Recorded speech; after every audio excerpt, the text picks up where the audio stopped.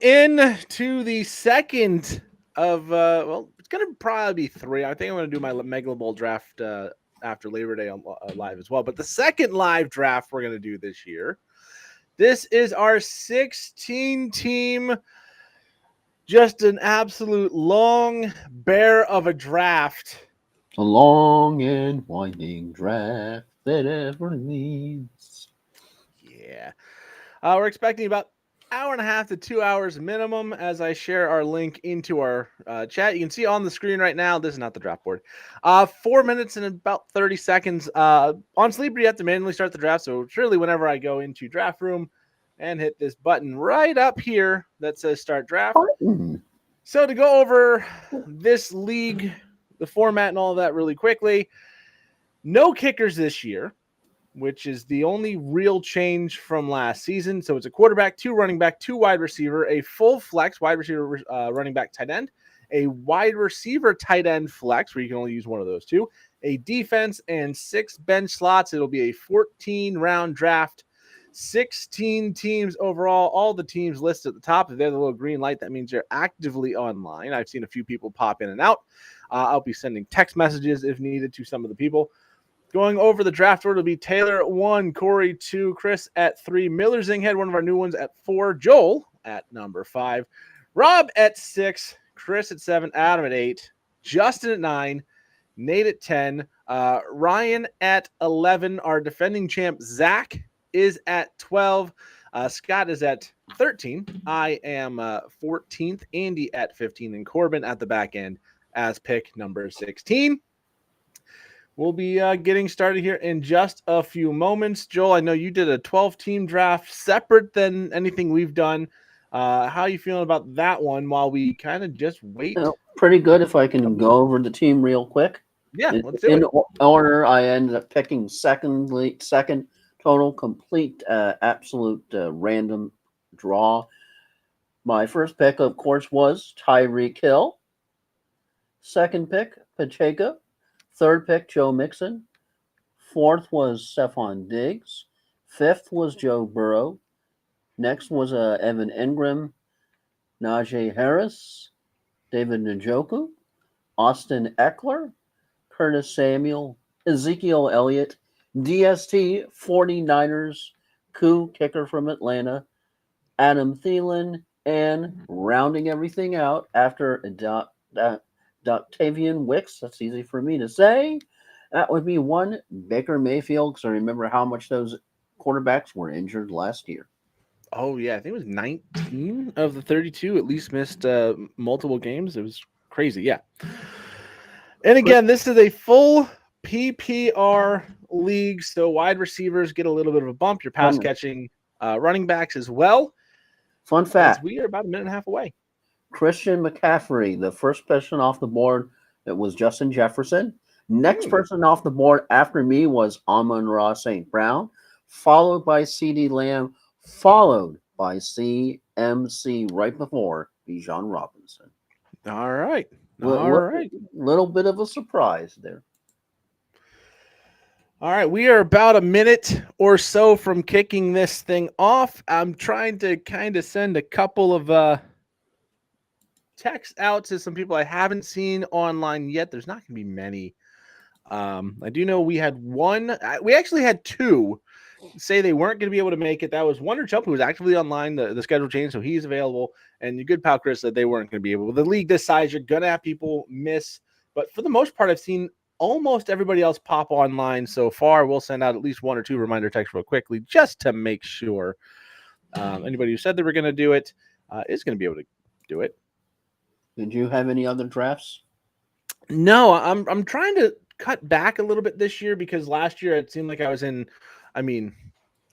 all of those 14 or so leagues, which is, frankly, it's a lot. It's not necessarily too much, but it is definitely more than I enjoyed. Some of the leagues that I'm not doing this year sort of feels like a Crisis on Infinite Earths when you're looking at all of your leagues. Yeah, I've got this draft, the one last night. I got 2 next weekend, and the Mega Bowl on the 3rd. That's going to wrap it up. I typically do an auction league. Not sure if I'm going to do that this year, as we are at 8 o'clock. So we are going to hit start on the draft, and good luck to everybody out there. LFG, as the kids say. Yep, and I have seen pretty much all but 2 people sign on at one point so far, so this could be a very, very long draft if everybody takes their time making their picks. I think I have one more I got to text, and then we'll be good to go. And when are you picking in this one again? I'm picking at 14. You're picking at 5, so kind of the opposite ends of it. Yeah, so you get the hook, but then you all get to have to wait like 25,000 picks until you. Yeah, this is where I don't like being on the back end, is just because I know, well, we're seeing a lot of running backs go early. CeeDee Lamb, of course, and I also have Josh Allen, but I think it's way too early to take a quarterback. Breece Hall is a running back, and this is not a league that you really need a tight end per se. So, would you go CD? Would you go Justin? Would you go Jamar Chase? I mean, this is a PPR league for me. I don't mind Bijan because I think he's going to have the passing volume, but Barkley, I think that might be a little bit of reach. Only time will tell. I would be going wide receiver because the top 2 running backs are off the board. The only running back left that's even in consideration this high for me would be Bijan went 3 and CMC went default number 1. So yeah. So I don't get a come on, man. Yeah, this one will roast you if you take the kicker early as well. Sleeper will definitely let you know as Jamar Chase off the board, as the still not signed CeeDee Lamb has fallen to pick number 6. So far, there was a discussion through group chat with Rob, who is on the clock, Nick, who is next, and Ryan, who's at 11, on if guys like Tyreek or CeeDee Lamb will drop. Tyreek clearly didn't, but so far CeeDee Lamb looks to be in a little bit of a drop. You just remember too crazy. You just remember last year with Josh Jacobs and all the contract nonsense, and unfortunately, that did carry over to his performance for the season. You do often see a lot of these guys when they get out of camp with a contract issue and then they come back. At some point, it just doesn't. As CeeDee Lamb does finally go at number 7 for the Saints. There is sometimes that player just takes too long to come back. They're not quite in the rhythm. We saw it with Josh Jacobs, and as we are now halfway through the first round, there goes the Sun God. Yeah, Sun God. I do know there's a couple guys I want to last until my pick in mocks. They've been close, but I don't know. Early return Saquon at 4. Yuck was a comment from the man at 11. I mean, it's one of those things you don't know because going to the Eagles, it's a much better offense. And if he is the Saquon of old, where he wasn't injured and he was the top running back or one of the top running backs in the league, he's on a better offense with a better offensive line. It could be okay. But at the same time, I do kind of think at 4, it might be a touch of a reach. But you also have to remember, in a 16-team league, Barkley has a 0% chance of getting back to you. Yeah, and also with Barkley and the Eagles have to find some kind of new dynamic because with the retirement of Jason Kelce and all of the speculation that he was the major force behind the tush push, and everyone wondering how effective that's going to be or not be this year, maybe Barkley can be the equalizer as all that whole dynamic is concerned. He could be, and we actually briefly had 100% of people on at one time. So this is going to be a 100% full draft as Justin comes down to the end of his first pick. He does need to make a decision, man. Or it will be probably Justin Jefferson as an auto pick as he goes. Yes, Justin Jefferson does. So, well, he is online. It shows him online, but he does have to make the pick as Gibbs goes. There goes Jameer. And there goes A.J. Brown. We will see what Zach does. Again, Zach, defending champ. He's drafted with us on this before. I do know there's a little bit of a delay in this, so me saying who I want, I got to be careful. There's only like a 20, 30-second delay between when I say it, when it's actually broadcast out. So if I was like, and I'm not saying this is who I want, but Garrett Wilson, top of the board. Oh, I hope he falls. I hope he falls. If you know me, you know I'm not a Jets person, and I'm not taking Garrett Wilson. But you're like, oh, I hope he Kyron falls. Williams off the board. At If I say that 112? early enough and I mean it, someone might jump in and be like, oh, I'm taking that guy. And I don't want that to happen. And okay, that's Marvin Harrison Jr. going very, very early in the first round, 113.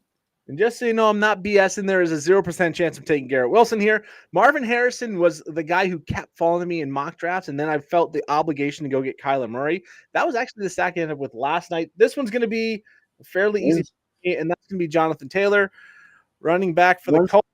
Was Marvin Harrison 113 a reach, or is that going to mine some gold out for somebody? It's going to be a tough one because he is the highest drafted fantasy rookie of all time. He goes off as the wide receiver 7. I do think he's got enough talent. If Kyler Murray is back and he's what he was last year and prior to his injury, because he was great last year after coming back from the injury, I think Marvin Harrison could absolutely explode. I don't think he's going to be better than Tyreek Hill, CeeDee Lamb, Amon-Ra St. Brown. I think Chase Jefferson, A.J. Brown, kind of all in that same range. If Harrison's on his top end, he'll be right there with him. I think you can get a return on wide receiver 7. It's going to be very tough. Yeah, Puka. A lot of guys right now battling some preseason injuries. Puka is one of them, but not a big concern, I don't think, going into the regular season. Of course, the rookie breakout from last year. As it's a beautiful thing to see everybody with the green light on, which is very, very, very rare to have. Travis Etienne, the first pick for round 2, off the board.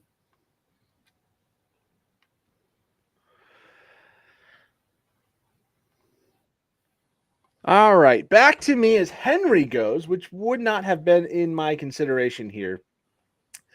I do feel like of all the leagues we're in, this is the one where you need the most balance.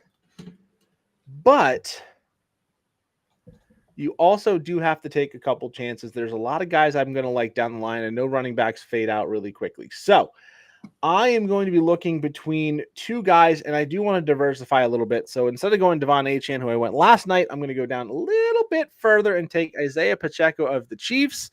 I think he is primed for a good season. He will not make it back to me, like I was trying to say before. If you like your guy at the ends of the draft, you're at one end of the board or the other, you're going to have to make tiny reaches. First quarterback off the board at Josh Allen at 204. Of course, he's been number 1 or number 2 for the last 5 years, I believe.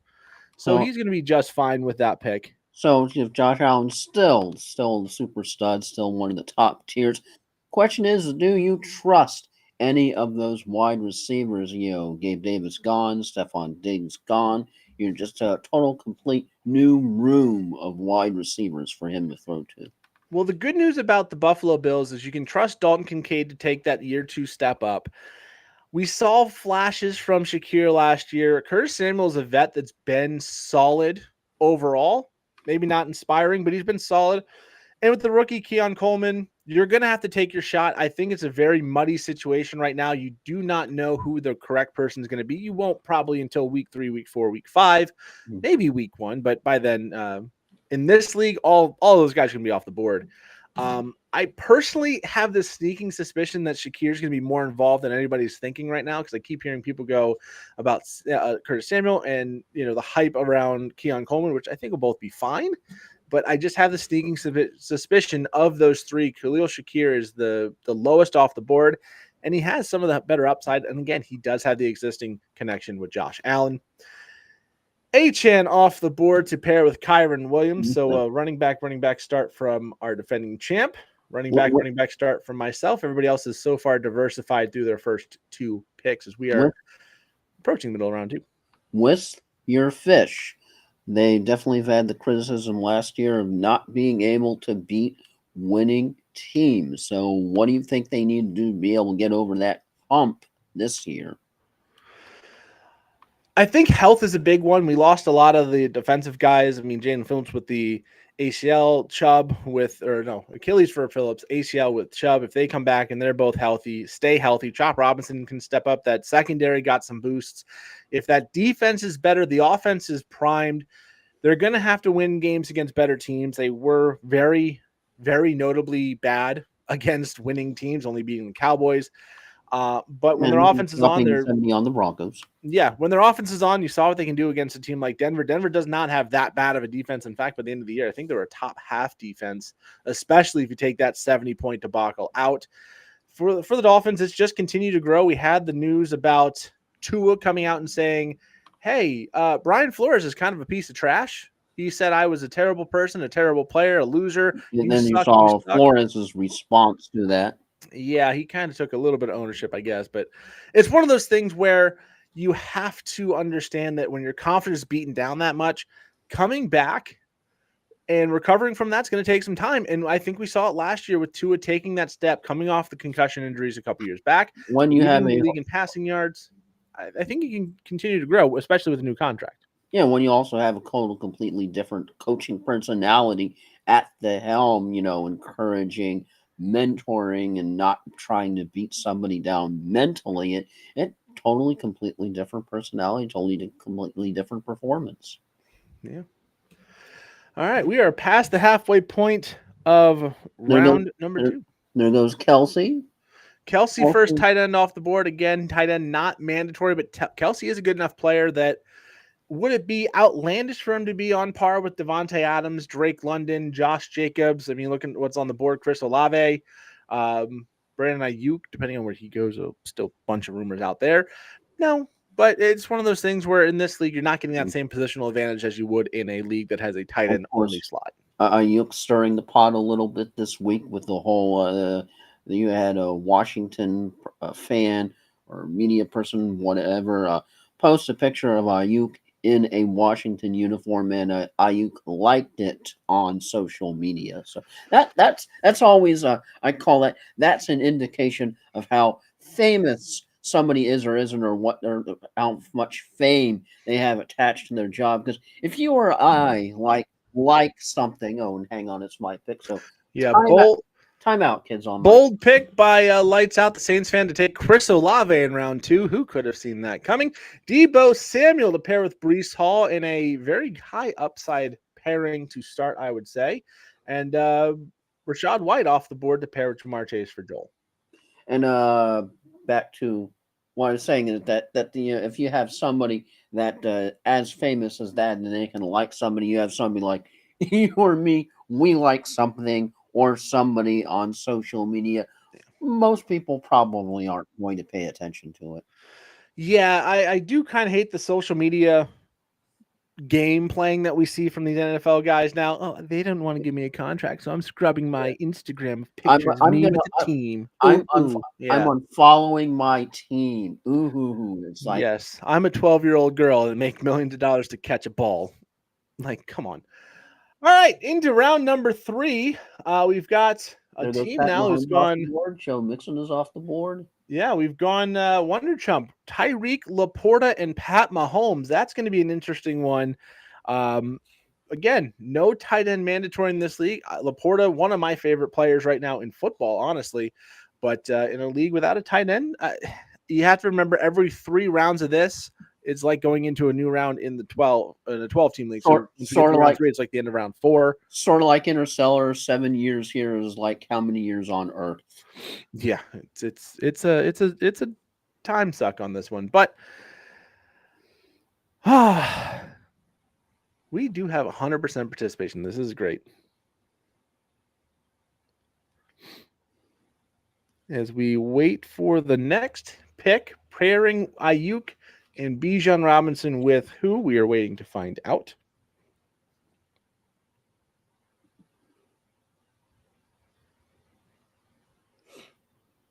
So if you have a wide receiver and you have a running back, do you add wide receiver or running back depth, or do you pull a plug and just get the quarterback now? I have been the person going into quarterback chicken for the last one to take a quarterback in this league multiple times. Shout out to Clarky, who's usually a worthy opponent in that game.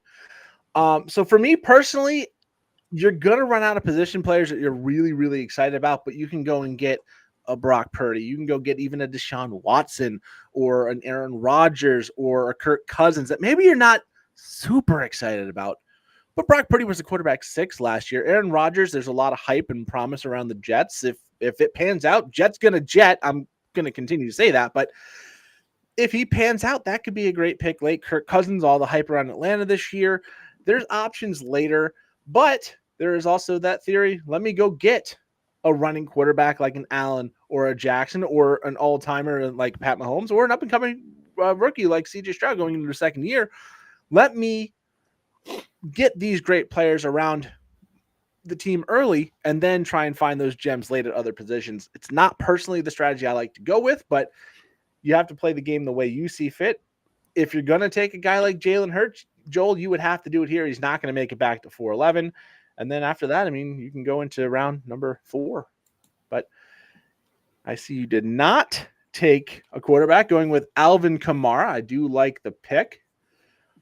A lot of negative energy around the Saints and Kamara in general, but I still think he's going to be a good player. This team needs someone to depend on, and Chris Olave cannot do it 100%. It's the Saints. The negative energy is to be expected. Yeah, I'm seeing people pick them for 4th place in the division. And reminder, the Panthers are still in that division who had 2 wins last year and looked terrible even in those wins. The Saints, even with their somewhat marginally questionable offense, especially because it's like in time, you look at the offense, you look at the coach, Dennis Allen, you look at the quarterback, Derek Carr, oh boy. But, on the other hand, Olave and Kamara, and that somebody's got to score those touchdowns. Yeah, Olave for fantasy, I don't think is a real wide receiver 1. He's only had a wide receiver 1 week, 5 out of 31 weeks in his career, but he's an exceptional wide receiver 2. So seeing what Lights Out are doing with CeeDee Lamb, who fell, even with the contract dispute, fell further than he should have, to pair that with Olave gives him a lot of options. And then adding DK Metcalf, who DK Metcalf is someone at my pick I was hoping I had a shot at taking early. Following Cooper Kupp now off the board. Yeah. Yep. Both of the top Rams receivers off the board. The first of the Texans trio of wide receivers now off the board. Nico Collins was an auto pick. Yeah. He is showing us online and he's auto picking. So we've had Collins, we've had Diggs. Now, do we get 3 Texans wide receivers in a row here? Is this going to be the Tank Dell Texan in the middle of the 3rd round? But 3 wide receivers for Lights Out, 3 wide receivers for Yippee Bob. Zach and I both have 2 running backs. Everybody else has some level of diversity in their lineup already. Most are 2-1, but we do have a few with a rainbow so far. Are we getting close to that running back dead zone? It's one of those things that when the running back dead zone hits, you just look at everybody and go, oh, no, there's nothing here. And that's part of why I went to Pacheco. I think he's going to step up next year, get a lot more of that passing game work, so the PPR volume should be there. I think Jonathan Taylor, even though he didn't see a lot of him with Anthony Richardson, and by not a lot, I mean none, I do think they're going to rely on Jonathan Taylor. I think part of the reason that Anthony Richardson got hurt is they relied on his running much more than they should have. And if they had a guy like Jonathan Taylor, maybe they don't. I know Zach Moss was good, but it's still, it's Zach Moss. You don't necessarily rely on him until he proves it. And I think Jonathan Taylor will be very good in that role. So I'm very happy with my start. As 10 seconds left on this pick. It looks like it might flip to not. He's not even showing online. So this could be the Jalen Hurts pick right here.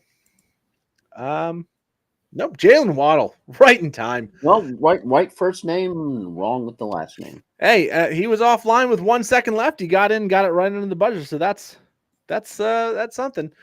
Lights Out, 0 RB in a 16-team league feels dangerous. I would say so. But again, you have to understand a zero RB in a 16-team league is not waiting until round 6, round 7, because that's like waiting until round 8, round 9 in a regular league. He's got to be looking around 4, round 5 for his first running back. Would that be that old classic Roxette song, Hold On Tight? It's a little bit dangerous. Yeah. Again, with this league being what it is, you can start 4 wide receivers. You can only start 3 running backs. So wide receivers are going to be a focal point of your roster. That is a given. But at the same time, you don't want to end up with Zeke as one of your week-to-week starters. Going back to Dallas, he might be very good, but we don't even know if he's the true starter. We'll see how that divisional workload comes with Rico Dowdle down the line.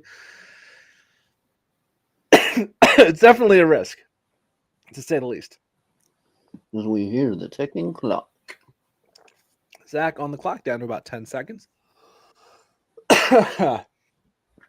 Ooh, there's the Jalen Hurts pick. Kind of thought that was going to happen. So we got a few people going 0 RB, 2 in a group chat that I'm with. So if you see me look down here, yeah, that's what I'm doing. Will it be hurt so good or hurt so bad this year? We shall see. I do think the tush push takes a little bit of a hit without Kelsey, and I think they're going to give more work to Barkley, and he'll probably be able to get in from the 5-4-3-2, where DeAndre Swift was very good at going down at the 1. Do you project Barkley taking away some of Jalen Hurts' touchdowns if you're counting on that? Definitely, but it's not going to be necessarily from the 1. It's going to be from, like I said, that 2 to 5 yard range where they were giving DeAndre Swift the carries. He would go down inside the 1 or right at the 1, and then they just say, "All right, Jalen, you can get 3 feet, no problem. Go get it." And looking at Cooper Kupp, kind of had definitely an up and down year last year. Definitely dealing with the unfortunate early injuries. Do you think he rebounds?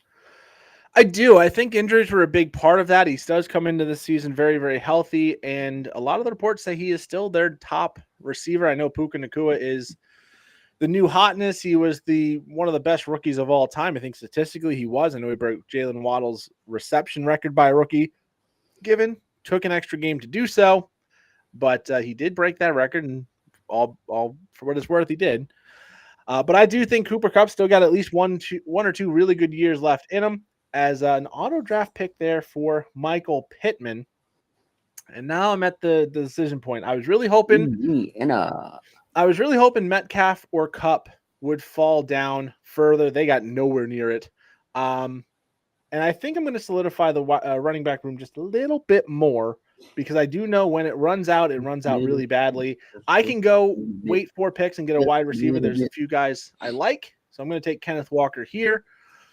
And hopefully the guys I really like in the next few are still there at wide receiver. There's at least Ryan I like. Sending out the vibes to the almighty Forster, hoping that it will resonate. Tight end run. Let's have a tight end run on this turn. But I do think a lot of teams will start kind of balancing it out. Was Devonta Smith. It's going to be a long night if I can't say names right. Goes at 3:15. We're on the last pick of round number 3. It's been 23 minutes, so we're well on our way to a. That's when we have trouble speaking. Have you tried turning us on and off again? Yeah, if you see me bash my head on the microphone, that's me trying to manually reboot the system. We need to restart ourselves. Yep. And there's Amari Cooper for the Cleveland Browns. So now the question at this turn, are they going to try and remain balanced, or are they going to load up on the wide receiver? Or are they going to maybe go after an Andrews or a McBride or a Kincaid? I mentioned Kincaid earlier. Might be the number 1 option for that Bills receiving game. As we enter round number 4, anybody's team sticking out as one other than your own and mine, I guess, that you are really, really liking or really, really questioning? I'm kind of strong and definitely like the Amon-Ra Jacobs Cup team. Definitely has some potential there. All right. Yeah, I don't hate that. Jacobs is getting a little bit of a bad rap this offseason. I do think he's going to be better than his draft position, given in this one. He went early, and the guy I've wanted more than anybody in any draft right now is Tank Dell. So I am not even going to hesitate. That's who I wanted at 403. Every mock draft he's been at that point, I've been taking him. I think he's going to be the best receiver for the Texans. I think Diggs is possibly going to be a full bust. I think he's going to be clearly the number 3 in that offense. He'll have some good weeks, but I think he's going to be clear number 3. And I'll take Tank Dell as my number 1 wide receiver and really, really hope that I get some good options in rounds 5 and 6. There's still plenty of guys out there. Dude, you wanted Adele. I do. He's one of the people I'm highest on, and that was after kind of cooling on him over the offseason a little bit, coming back from the broken leg. I do agree with the St. Brown Jacobs Cup start. I do also really, I kind of like the team after me, even though I don't like Garrett Wilson that much. Henry, Devonta Smith, Malik Neighbors, a lot of upside. And if Wilson does pan out, again, if Rodgers stays healthy and the Jets don't do what the Jets do and implode, that could be an absolute home run. I think Derrick Henry is a good anchor RB, which looks to be the strategy he's going with. That Baltimore offense, he should get plenty of opportunity and scoring chances to capitalize on. What about Team 3? I know your personal feelings about Lamar Jackson. He's burned you in the past, Yeah. but Bijan, Ayuk, and Lamar, potential there for a lot of upside. I don't hate Lamar Jackson as a fantasy pick. It's just every time I've had him, he has hurt me. He has gotten injured. He's played poorly. And he just hasn't produced. I think if you look at his career, his 2 worst seasons are the 2 I took the chance on him. Probably, and then I'm like, no, I'm out. And he goes for MVP season. It's not a good idea when you have Jackson as your quarterback and you're going, why is Huntley in? Yeah, Huntley, I think, is in Cleveland now. Well, I know for a while he was the perennial backup for Jackson. Yeah. All right. On the clock with 3 wide receivers. Let's see if the train continues going down the no running back path. Nope, Aaron Jones. All right, so we are down to 2 teams still waiting for. Is that a little bit early for Aaron Jones in the 4th round, or it's a 16-teamer? So it's a 16-teamer, so it's not early. And you got to look at who's left on the board at running back. It's DeAndre Swift, it's Dave Montgomery, Ramondre Stevenson, Najee Harris, Tony Pollard, Raheem Mostert. Joe Burrow gone. Yeah, I mean, you're starting to get to the point. If you are in the position of Yippee Bob, who's got 3 wide receivers and a tight end, no running back, you're going to be digging very deep. Rice's Lambeau off of the board. Yeah, Rashee Rice off the board to pair with that lineup we've already talked about. Now we get to see if there's anybody still truly going full 0 RB that is live drafting, as lights out with Lamb, Olave, Metcalf, a very good wide receiver core. Quarterbacks right now are in the Richardson, Prescott, Murray, and Love kind of tier. Yeah, I think that is the next tier for sure. I think Burrow's the start of that tier. And then when you get to after Brock Purdy to Caleb Williams, Tua, Jared Goff, Jaden Daniels, you're in another tier entirely. So I kind of think we'll see a little bit of a lull at the quarterback position. 6 of 16 teams have already picked one up. So I wouldn't be surprised if we saw a cooling, maybe one go in the next couple of rounds or the rest of this round and the 5th round. I don't think Anthony Richardson gets into the 6th round of a 16-team draft. I know you like to go quarterback fairly early in these things and try and get that higher upside. As lights out down to 23 seconds to make a pick. 3 wide receivers so far, and I gotta think he's looking for that running back of choice, but maybe he's trying to talk himself out of Trey McBride here. As we are down to 10. Getting to auto pick time. Boom. DeAndre Swift. Yeah. Like I said, this is not a league to play around with like true 0 RB, because 0 RB is where you load up and everything else. You can't do that in a 16-teamer. I think it's a much better situation to do something like what Clarkie's doing, what Finn's Revenge at the end of the draft is doing, and have some balance. I did take 3 running backs to start, but I can pretty much guarantee you I'm going to be looking at pass catchers for an extended period of time going forward. If a good value drops in my lap, I'm not going to pass it up at running back just because you still want a good backup on your bench. You still want at least 4, I think, solid running backs if you can get them. But you can play 4 wide receivers. You can only play 3 running backs. So receivers and tight ends have to start being my priority. Time to go to our one back in the days of one of our other logos. Time to go all crazy. All right. Kyler. There's a lot of buzz around Kyler. Another fantasy football ballers say he is the best value in your draft, given he is typically going a little later. But again, if we're looking at a 12-team league, we are right now in the early 6th when you put the same pick. So it's a touch early, but not crazy. And especially in a 16-team league, I understand you do not like leaving that quarterback position to chance. You don't like riding with a rookie. You don't like taking a chance on a guy like last year's Brock Purdy. Because going down, you end up getting stuck with like a Caleb Williams, or a Jaden Daniels, or maybe even a Justin Herbert. This year, there definitely has to be some kind of concern. Yeah, Najee Harris, T. Higgins, Jameson Williams, Chris Godwin at the 4-5 turn. That's when you can we are into round number 5. League with Godwin going that early. Yep. And there goes Jordan Love, which I think Clarkey was probably considering if he got back You know, to him at other 5. than Kyler Murray, Jordan Love was my next consideration. Yeah, so I was clearly wrong that the quarterbacks would cool off. I have to imagine Anthony Richardson doesn't get all the way down to my pick. I don't know if he gets halfway through this round at this point, but we do have the first 5 teams in the draft all have a quarterback, and then 3 more in the back half. So half the teams Jerome have Ford? drafted their quarterback. Jerome Ford off the board. Jordan Love. Jerome Ford, that's an early pick, but Javonte Williams, one of the early picks in the 4th round. yeah, and that's a team that needed running backs. They went Hill, Laporta, Mahomes. They have to go running back heavy. They have to kind of catch up the position. Tyreek Hill playing an anchor wide receiver role in this this play so far.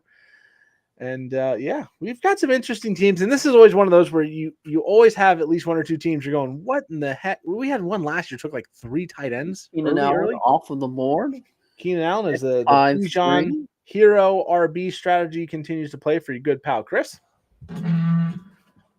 Oh. And we are 30 minutes in. And there goes just Mr. about Worthy, a third of the way through. KC, and it's back to me. I think I probably need a wide receiver at this point. Yeah, Joel with a quarterback, 2 running backs, and Jamar Chase at wide receiver. Best available at the wide receiver spot on ADP. Christian Kirk, Terry McLaurin, Roma Dunze, Jaden Reed, Calvin Ridley, Jordan Addison, Ladd McConkey, Hollywood Brown, and Keon Coleman. So you can see we're only in the 5th round, and it's already thinning out at wide receiver. Running back, it's David Montgomery, Ramondre Stevenson, Tony Pollard, Raheem Mostert, Zamir White, Nick Chubb, Zach Moss, Austin Eckler. It's thinning out pretty much everywhere in your core positions. And once you get to the tight end, which you're only going to be able to see through receiving flex, there's still some good options here. McBride, Kittle, Pitts, and Engram. I mean, Engram was the tight end 2 last year and went for the catch record. So at PPR, that's not a bad option. Quarterback, I think there's still plenty of talent left on the board as you go Christian Kirk from the Jacksonville Jaguars, and Clarkey goes with Ramondre Stevenson. I do have a feeling he and I are going to be playing that quarterback chicken once again as Montgomery to the lights out team to build that running back room a little bit late. Yeah, I know, but sort of ended up not looking at the bye week, so definite concern with Kirk and also Jamar Chase, both with the same bye week, but you also have, I mean, Kamara's also on that bye week, so maybe week 12. I mean, week 12 is going to be a tough week. I think week 14 is one of those bad weeks for bye weeks that a lot of the good play. I mean, you got Baltimore, you got Indianapolis, you got Houston in week 14. You're going to have some weeks that you're going to have a bad time because of the byes. That's just how it is. So you're going to need to prioritize getting wide receivers that you can play in their spots at some point, but you also have until week 12 to figure that out. So I don't mind having 2 players in the same position right now at the same bye week that you're going to depend on. But when you get closer, you just need to make sure you have that backup option ready to go, as Bumble Nuts only has 1 running back, goes with Trey McBride, Josh Jacobs, the running back, and then Yippee Bob, Jefferson, London, Collins, Kincaid, and Matthew Stafford. No running back still riding absolutely filthy, riding dirty with no running backs in a 16-team league. That is that's an option. It's not necessarily one I would be doing, but it is a full PPR league, and if those 4 receivers pop off, you can get by with some weaker wide receivers or running backs later.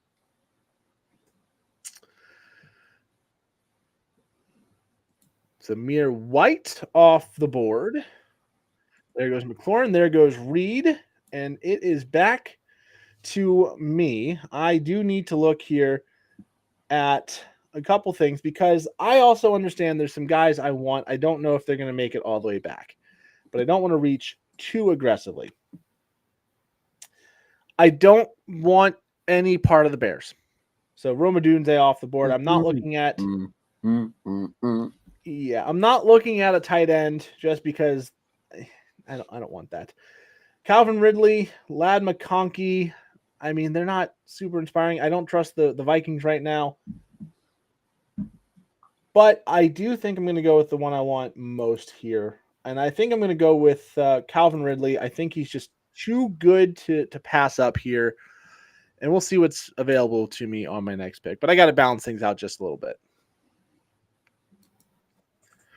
All right. Throw Cage continues the one running back plan with Henry anchoring that offense there. So we get to the end of round number 5, a little bit more than a third of the way through this draft, 35 minutes in. So we are roughly on pace for that 90-minute time frame that I expected.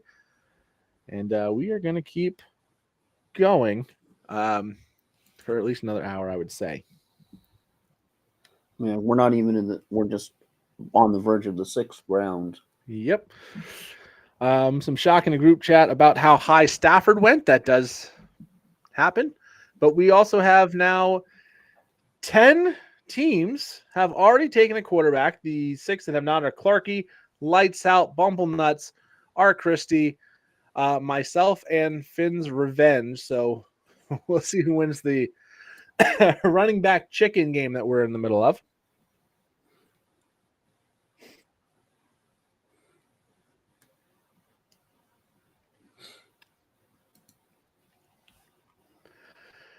Throw Cage back on the clock. I gotta think running back's on the radar here. Another quarterback off the board after your Ridley pick. And we got with Dak Prescott, and you got Chubba Mostert, and then there goes George Kittle, so another tight end gone with the Schwinn.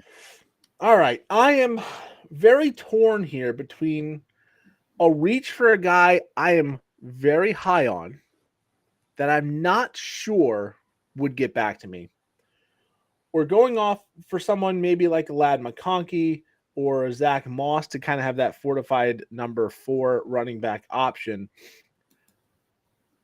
Oh, I think I'm going to reach. I think I'm going to reach down just a little further than I want to. And I'm going to take Brian Thomas Jr. I do think he's going to step up in a big, big way. I understand ADP-wise, that's about a 25-pick reach. But when you've got 29 picks between you and your next one, it's very likely he would have went somewhere in that 7-8 to 7-12 range, and he wouldn't have gotten back to me. And I like him right now over guys like Ladd McConkey. I definitely like him more than Odunze or Jordan Addison or Keon Coleman, Deontay Johnson, Hollywood Brown. So I'll take the reach. It's not my favorite thing to do, but I definitely wanted him on my roster, so I'll go a little crazy and get him there. Kyle Pitts was also someone I was considering in that last pick, but I just wanted to go wide receiver. Are you any consideration for Hollywood this year, or are you trying to stay here? No, if Rashee Rice is not going to get suspended, of course, with all the offseason stuff, you mentioned Rashee's Lambo or Rice's Lambo was your team name. With the traffic incident that caused property damage, there's a chance, and there was an incident with a photographer that got thrown out, but there's a chance he ends up getting suspended at some point. It hasn't come to fruition yet. There's really not a lot of buzz around any kind of investigation. Yeah, in fact, I don't think they've even talked to the Chiefs or here. Yeah, and I don't think the NFL has talked to him or the Chiefs organization yet about a suspension. So it just seems like he's not going to be suspended, at least not in the short term. He is definitely the number 1. And then Xavier Worthy, I think by week 5, we'll have Brown at best, because he's also, doubtful right now with the shoulder injury. At best by week 5, I think Hollywood Brown is your number 3 receiver on that team. So for me, number 3 receiver, and they also have Travis Kelce, and I took Pacheco in the second round, so I think they're going to be pretty good on the ground. The number 5 option in offense just does not speak to me as someone I'm really going to target. There is a point where the value just is too good. If he drops like round 9 or round 10 in this draft, sure, but I don't see that happening. As Deontay Johnson off the board, going to Carolina, really big unknown. Was dealing with a groin injury, I believe, but preseason is a time of wonder. And is he still? Oh no, illness, groin injury, or something else. So he should be fine. He's going to be their top option, most likely. I know they got Leggett in the draft. They still have Adam Thielen, who is, going to be running routes with a walker. But Deontay Johnson's an interesting one. They did go out and get him. And there goes the first defense off the board in round number 6 as the party has officially started.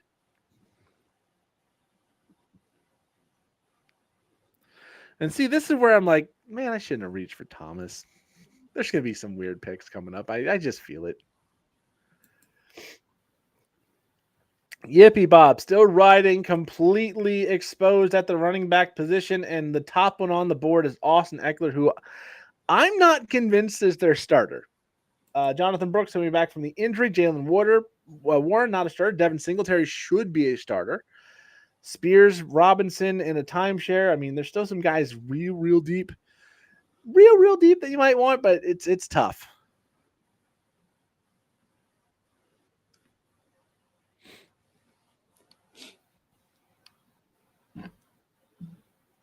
What do you think about Eckler? Is he like completely gassed, or do you think he's got a little bit left in him from this year?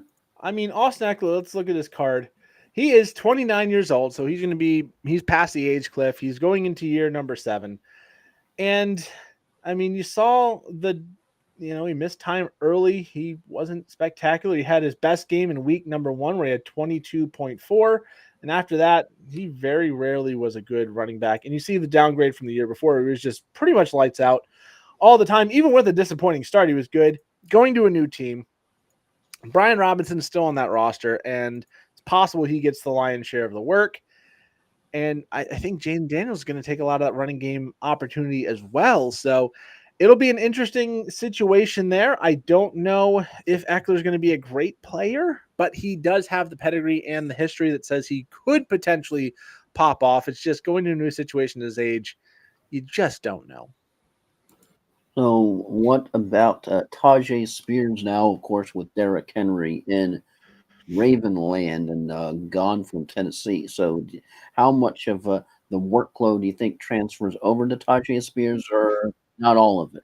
Well, you got to remember, they also got Tony Pollard in Right. the offseason. So Tony Pollard coming off a bad year with the ankle injury should come back to form what we saw in Dallas. Tajay Spears, though, was very good with Derrick Henry last year. They really think this is like a 1A, 1A, 1A, 1B type of backfield where they are very, very equal.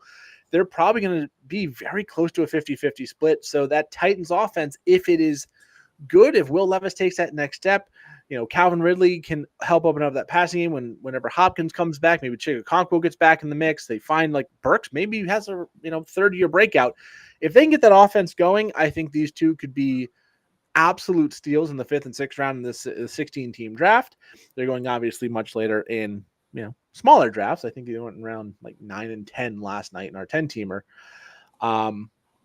I don't hate the pick. It's got the potential for upside because if one of those guys gets hurt, the other one has a giant boost. You see something like that with Achane and Mostert as well.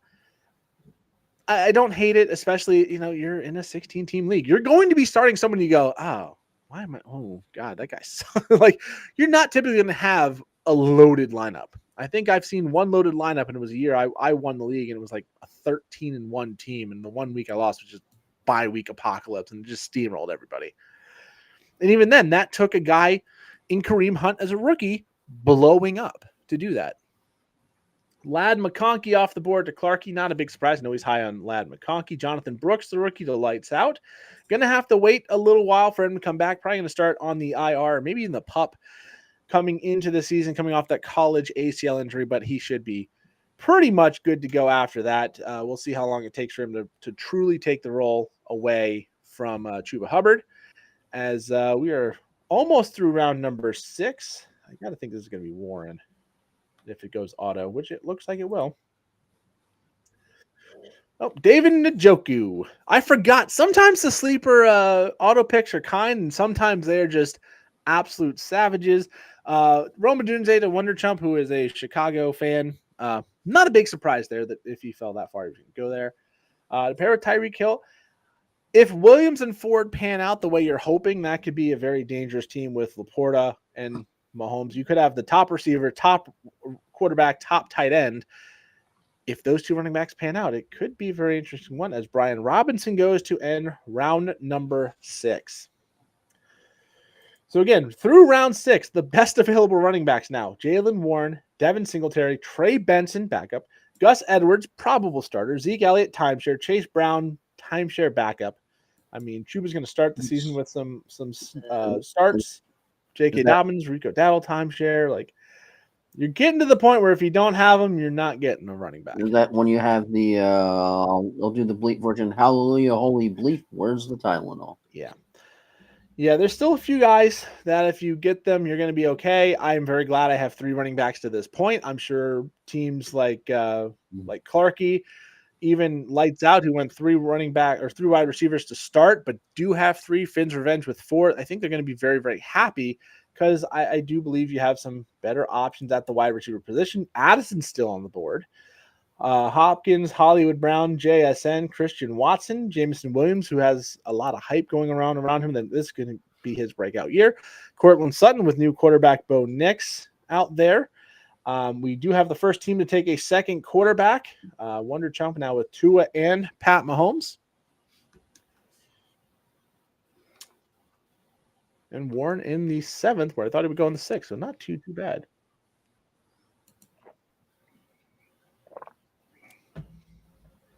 Bowers and Freiermuth. That's an interesting one, but you can play both. Both of your flexes. Bowers, the rookie from Georgia. A lot of hype around him being the best tight end prospect in the wild. The last time we saw that was Kyle Pitts, and he was good year 1 and then fell off. And Anthony Richardson off the board as we are down to 5 teams without a quarterback. Worth looking at it. Brock Purdy, Caleb Williams, Jared Goff, Jaden Daniels, Justin Herbert, Trevor Lawrence, Aaron Rodgers, Kirk Cousins, and Baker Mayfield, the next 9 on order for the quarterback position. Yeah, even the first team pick we have for you got. So, Joel, you are 7 picks in. You've got a quarterback, 2 running backs, 3 receivers, and a tight end. Kirk and Engram from the same offense, but still week 12 is going to hurt for you. But how are you feeling about your draft so far? Yeah, other than the week 12 that I know will probably. Oh, he's gone. I'm looking at this screen. He disappeared. He'll be back, and we'll find out how he feels about his draft in a little bit. Anthony Richardson, Jaden Daniels, a little bit of a quarterback run. I would have been looking at Daniels at my pick if he had gotten that far. I do think being at the end of the draft right now, end of the order is going to be kind of beneficial because I can kind of play the ADP game when we get to the turn. There's Joel. Yeah, as I was saying, I kind of have a feeling that week 12, I'm just going to have to suck it up as a loss. Yeah, week 12 is going to be tough, but outside of that, you got some good players. Kirk and Engram from the same offense. If the Jags take a step forward, that's not going to be a bad thing. But we'll see. But week 12 now, you've got 4 guys on that bye week.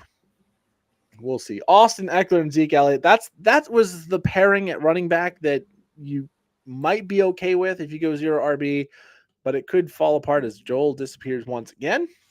I know we're having some storms in the area here, so I don't know if maybe that's a part of it or if he's just clicking on and off like a crazy person.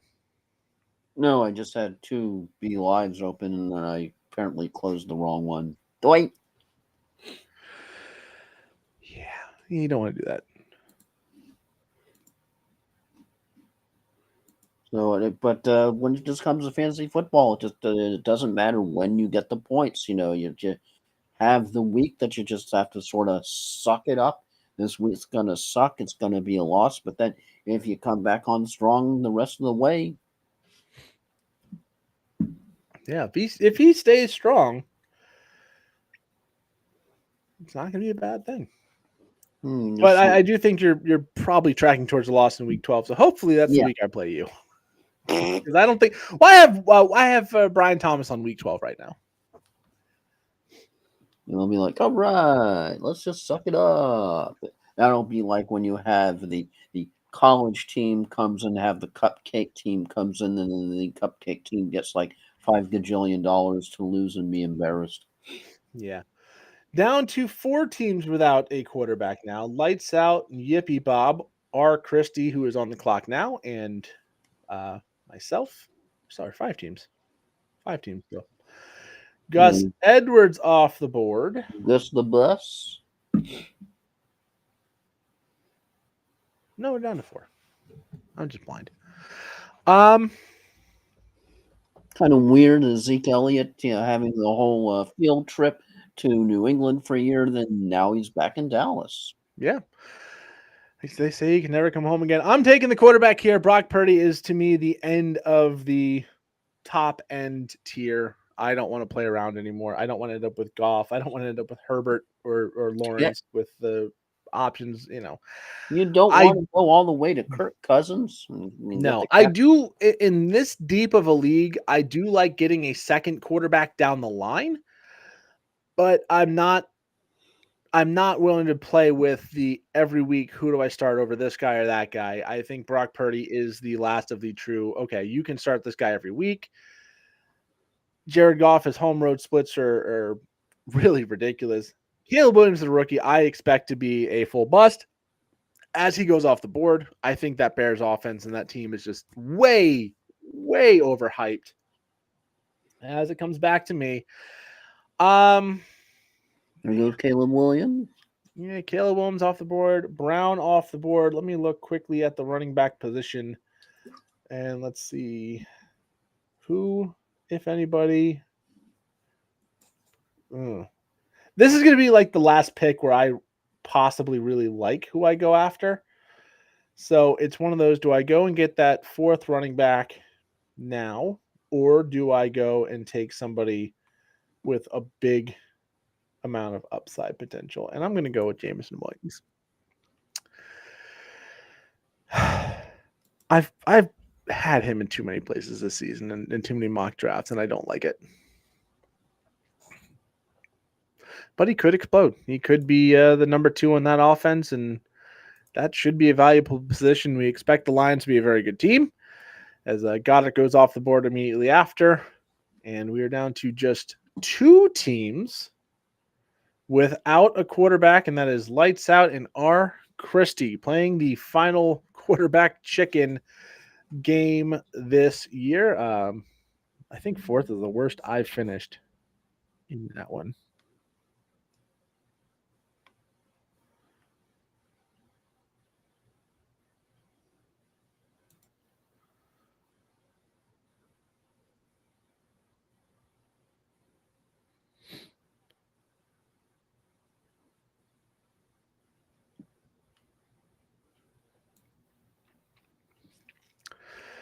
All right.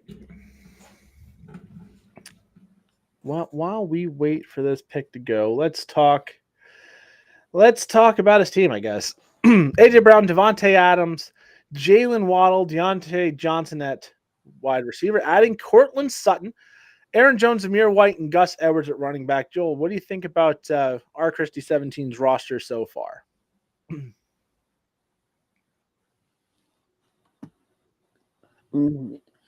Definitely, not a bad. You've got AJ Brown. You have to like the pick as far as they end up having to pick in the first round.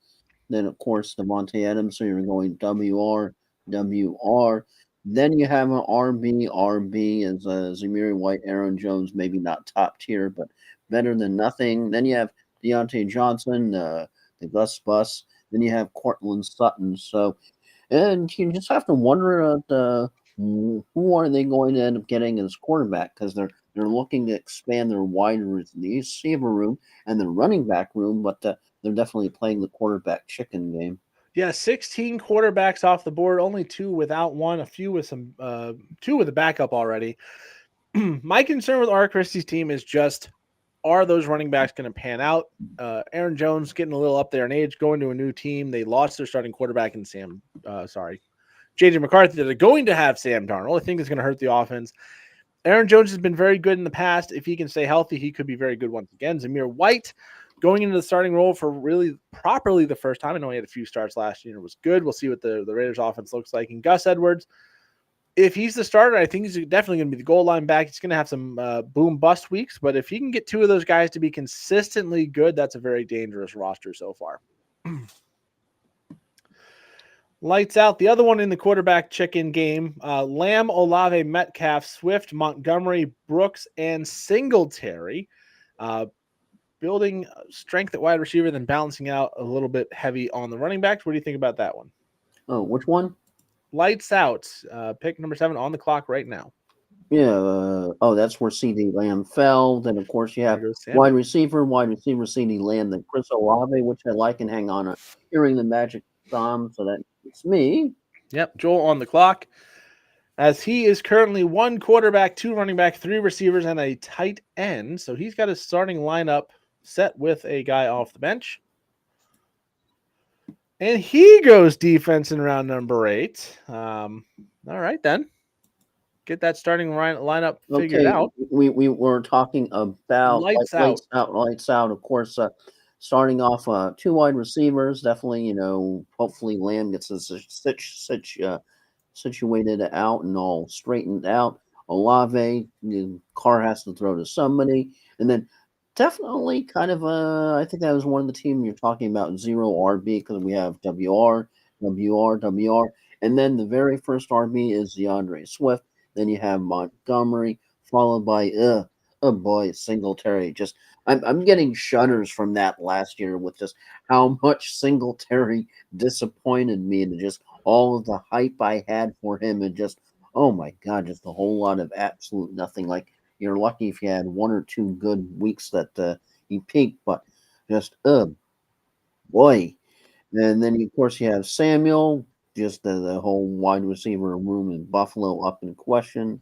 So who knows what's going on? So it'll be interesting to see how that team performs with the whole picks seeming to be skewed towards wide receivers. Yeah, that's a running. I mean, he did a good job getting starters. Swift, Montgomery. I mean, Swift is a starter. Montgomery's going to be the number 2, but it's more of a 1B. Going to have plenty of goal line work. He's going to have to wait on Brooks, but once he comes back, he should take the starting role fairly quickly. And Devin Singletary, while he's with the Giants, he was actually good with Houston, but if you drafted him, you probably dumped him before he got any of the payoff with him down there in Houston. So I started for the Giants. We'll see if that pans out. It's going to be a really rough team down up in New York or New Jersey with the Giants. As we get to the end of round number 8, we're just about to hit the hour mark, so we are on pace for about 9:45.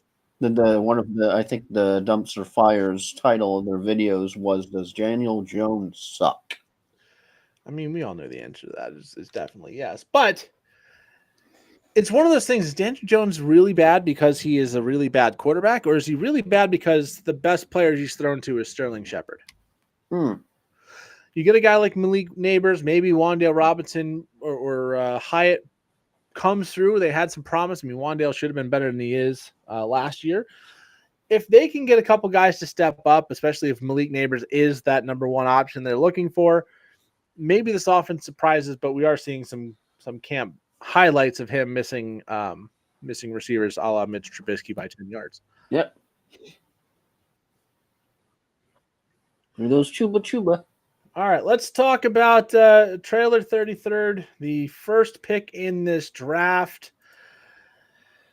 Jordan Love at quarterback, Christian McCaffrey, Joe Mixon, DJ Moore, Chris Godwin, Brian Robinson, Keon Coleman, Dobbins, and Xavier Legette on the roster so far. Did a pretty good job of building some balance. Obviously, Christian McCaffrey at 1 is going to be a great player if he stays healthy.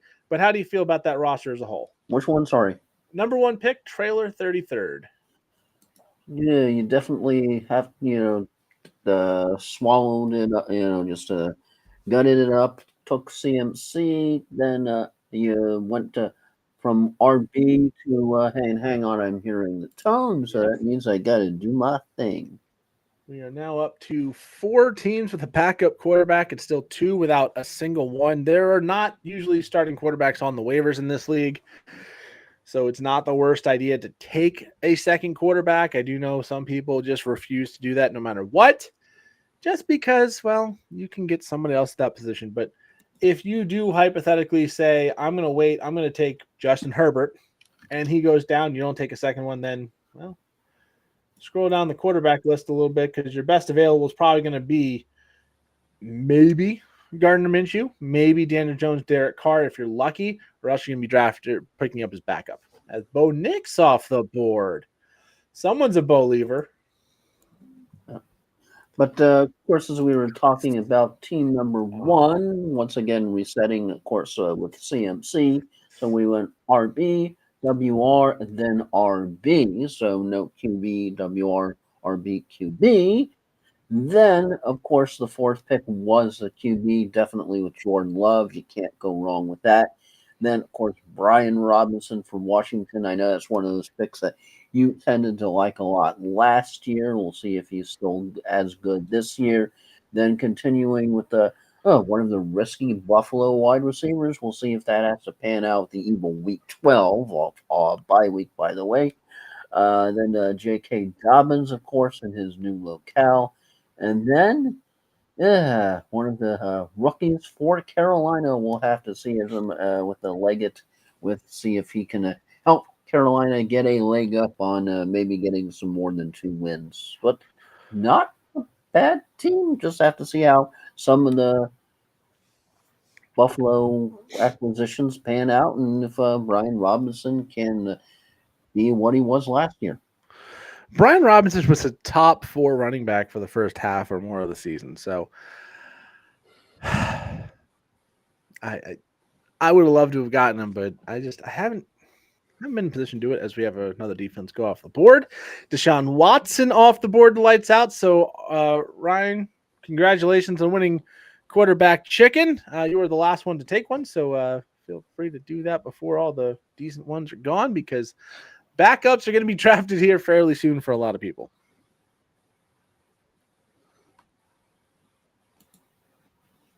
Yeah, that's why I'm a Bo Lever. I wasn't sure about him being my number 1 quarterback, but oh yeah, even in the 12-team league, I think in the very last I ended up taking Baker Mayfield as a backup just because you know how brutal those injuries were last year. Oh yeah. All of a sudden, you're listening to the Sunday driver going, "Who's down now? Oh crap!" All right, we are in round number 9. And Baker Mayfield went right before my Bo pick. Yeah, a little bit of a quarterback flurry there with Goff, Mayfield, and Bo Nix right in a row. Then a couple picks later, Deshaun Watson. There goes Kirk Cousins. So every team now has a quarterback with several already with their backups. I see, I think 5 or 6 teams already with the backup. And I'm considering joining that list. I don't think I'm going to, just because I still need at least a little bit at the running back position. And this is where you got to take a couple shots on some guys you just hope pan out. And we're going to start with Jaleel McLaughlin for the Denver Broncos. There was a lot of talk around crazy things like Javonte Williams not making the roster at one point. I don't think that's going to happen, but McLaughlin has been integral in this offense. I think he's going to still have a pretty good role this year. And if not, it's round 9 of 16-team league. I have no problem dropping him. So Herbert off the board right before me would have been in consideration, even though I'm not a huge fan of Herbert, as Joel has alluded to multiple times. Quarterbacks, oh boy. Trevor Lawrence and Taysom Hill, which in this league, not a terrible option to take at some point if you're going to go for that quarterback or tight end position. Really is a good option there. Well, Will Levis, Justin Fields, Geno Smith, and McCarthy, who's on IR. Drake May, Bryce Young. I mean, you're starting to get to real bleak very, very quickly. So yeah, it's gonna be it's gonna be fun. As there goes Khalil Shakir. All right, my roster has a quarterback in Brock Purdy, 4 running backs, 4 receivers, and I am back on the clock. Who is available to me here? Jaden Wright would have been someone I was looking at coming back. Ooh, that's interesting. I have a sneaking suspicion I'm going to piss somebody off who is drafting number 6 overall and take Wicks. I think he's the last Green Bay receiver available. He doesn't have one, and I just knowing him, he would have liked to have had one. And I don't think that's an option anymore. And I'm not sorry about it.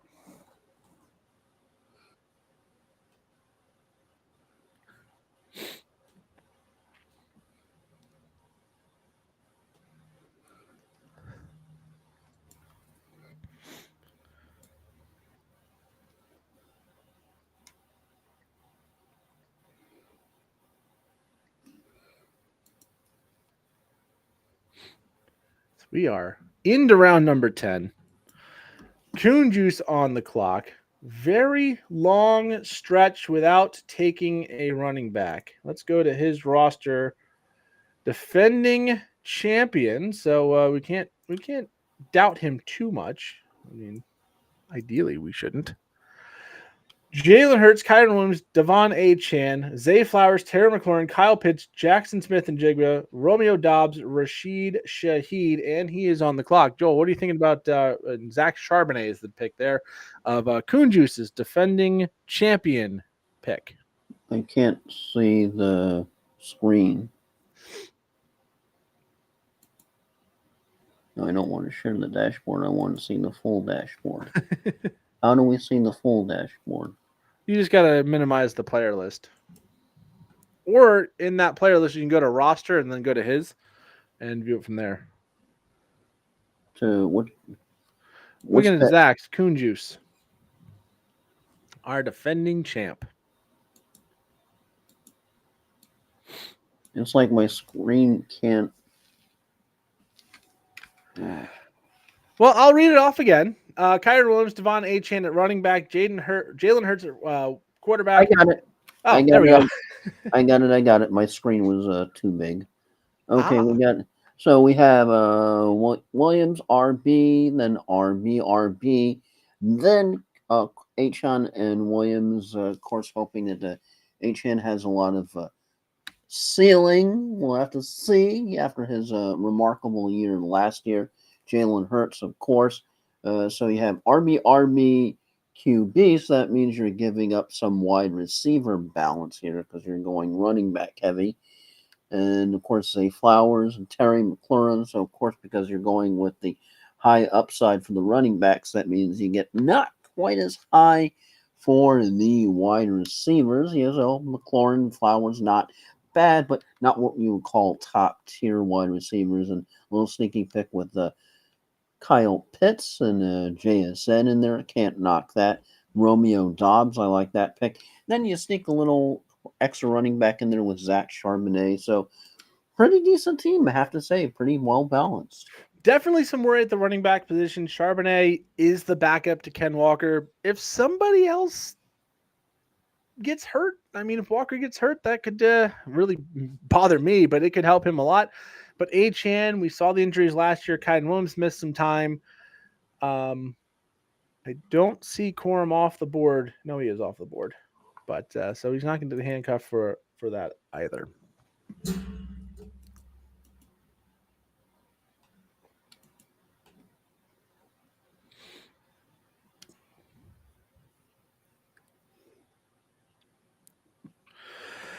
As we are, halfway? Just over the halfway mark in round number 10, 9:08. So we are just over an hour into this draft. Still well on pace for that 90 or so minute draft. This would still be one of the fastest 16-team drafts we've ever done. Usually it is, remember the old Yahoo days where it would be like 2 hours and 20 minutes to do this draft? And I remember doing the live stream up in Massachusetts when we had Rob on. Was at his house, so he was on with me in the same screen, and we had to get it on his big screen TV and set up a camera so we can get it to show up. And I think at the end of that, he ends up like laying on the couch exhausted because like I don't care. It's almost 11 o'clock. I'm done with this. Yeah, it's sort of like when you're going, okay, are we there yet? And fun fact, I won that year. So humble-ish brag. Not super humble. That's when you definitely like that. You're going, are we there yet? Are we there yet? Are we there yet? Are we there yet?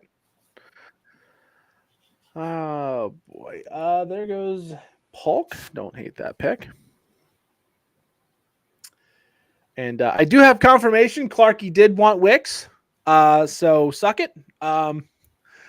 But very happy to take anybody off of someone. If I can snipe someone 9 picks ahead and call my shot, I feel like I can earn the. That when somebody gives you an bleep you in your DMs. Yeah, I got well done, Gilly, because a lot of them because Ryan Christie is in the same group of friends. He's on the same group chat. So Ryan and Ryan, it's kind of hard to differentiate, and especially a text. So he's Ryan. I go by Gilly. Last name Gilchrist makes sense. A lot of people actually know me Gilly. Some of the older people that I've known for a while, not so much, but still. So well done, Gilly. I'm like, was that your target? Because I had just said, I'm pretty sure. He's like, of course it was. So I'm like, yeah, Mr. Burns meme of eggs. Is that when they just give you the bird emoji? I mean, he didn't. He explained that he was hoping for Dobbs in the 8th or Wicks in the 10th would have been the goals. As too good a value in the 10th for me to pass up. But yeah, the Mr. Burns excellent was very apropos. All right, let's see what team haven't we talked about. Joel, go ahead and pick a team we haven't talked about, and good or bad, let's go see what they're doing. And we talked about Olympic yet? No, we haven't. Because I think they're auto, right? They were with us early, but it looks like they have faded away. So starting off, of course, RB, Jameer Gibbs, and you have Joel just auto drafted. Cole Kmet could be worse. Yeah, go ahead and get yourself off auto before it gets back to you. Okay. Oops. You get caught up in doing this end of it, and you don't realize I didn't realize you were on the clock either. So yeah, go ahead and get yourself off of auto, and then we will. Okay. Oops. Who did I pick?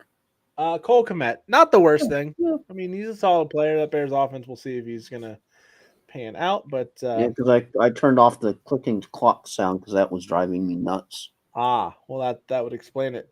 So yeah, you are still showing us auto. You want to get that turned off before it gets back to you for sure. How do I turn off auto? Oh, just how do I turn it off? Man, I've never actually needed to know that.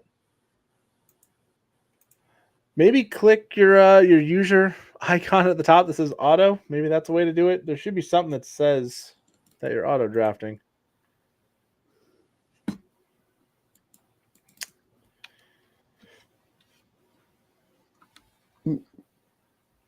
Technical problems. Okay, how do I?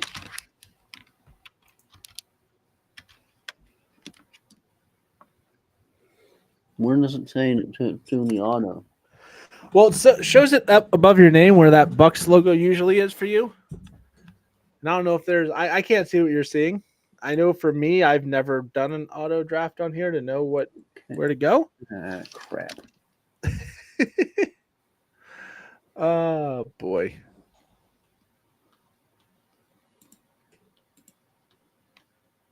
If you go into the draft queue, you can toggle off auto draft. Where? Go into your queue. Oh, I see it. I got it. Good call. That is from Clarky, who is right behind you in the draft. So good call out. Thank you. Yeah, never had to do that personally, but it's good to know, I guess. I knew there had to be a button somewhere. That's when you're doing a lot of swearing. Double dip on the defense. All right. That's a thing we do.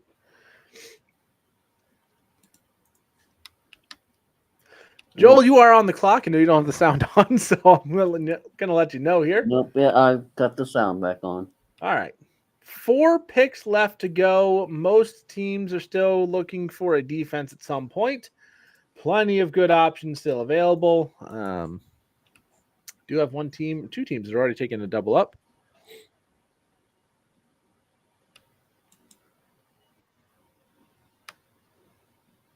And Joel goes Thielen. Would have been someone I was kicking around my next pick. Not going to get back to me, though. And he's not week 12. No. Yeah, that's something you have to look at is who can help you on those bye weeks. You are still going to be in rough shape on week 11 also, but it's all right. You can get by with a couple bad bye weeks.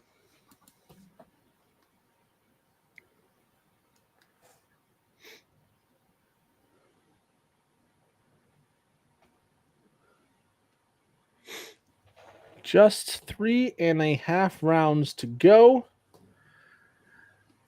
I know Finn's Revenge at the end of the draft, very happy with how he's going. I'm seeing that come through in a text. See how Zach is feeling so far. Kind of get some feedback. We got 3 people watching. If anybody is able to say how they're feeling about the draft in a little chat here, probably throw it up on the screen.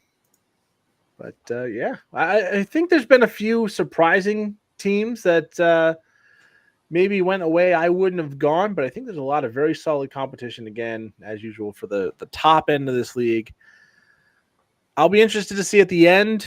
Obviously we're going to take our teams out of it, just pull the bias out. But who you like most at the end of this draft?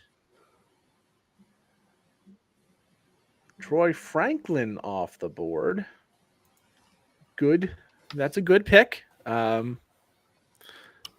probably would have gone after him myself, but so much for that. That does happen.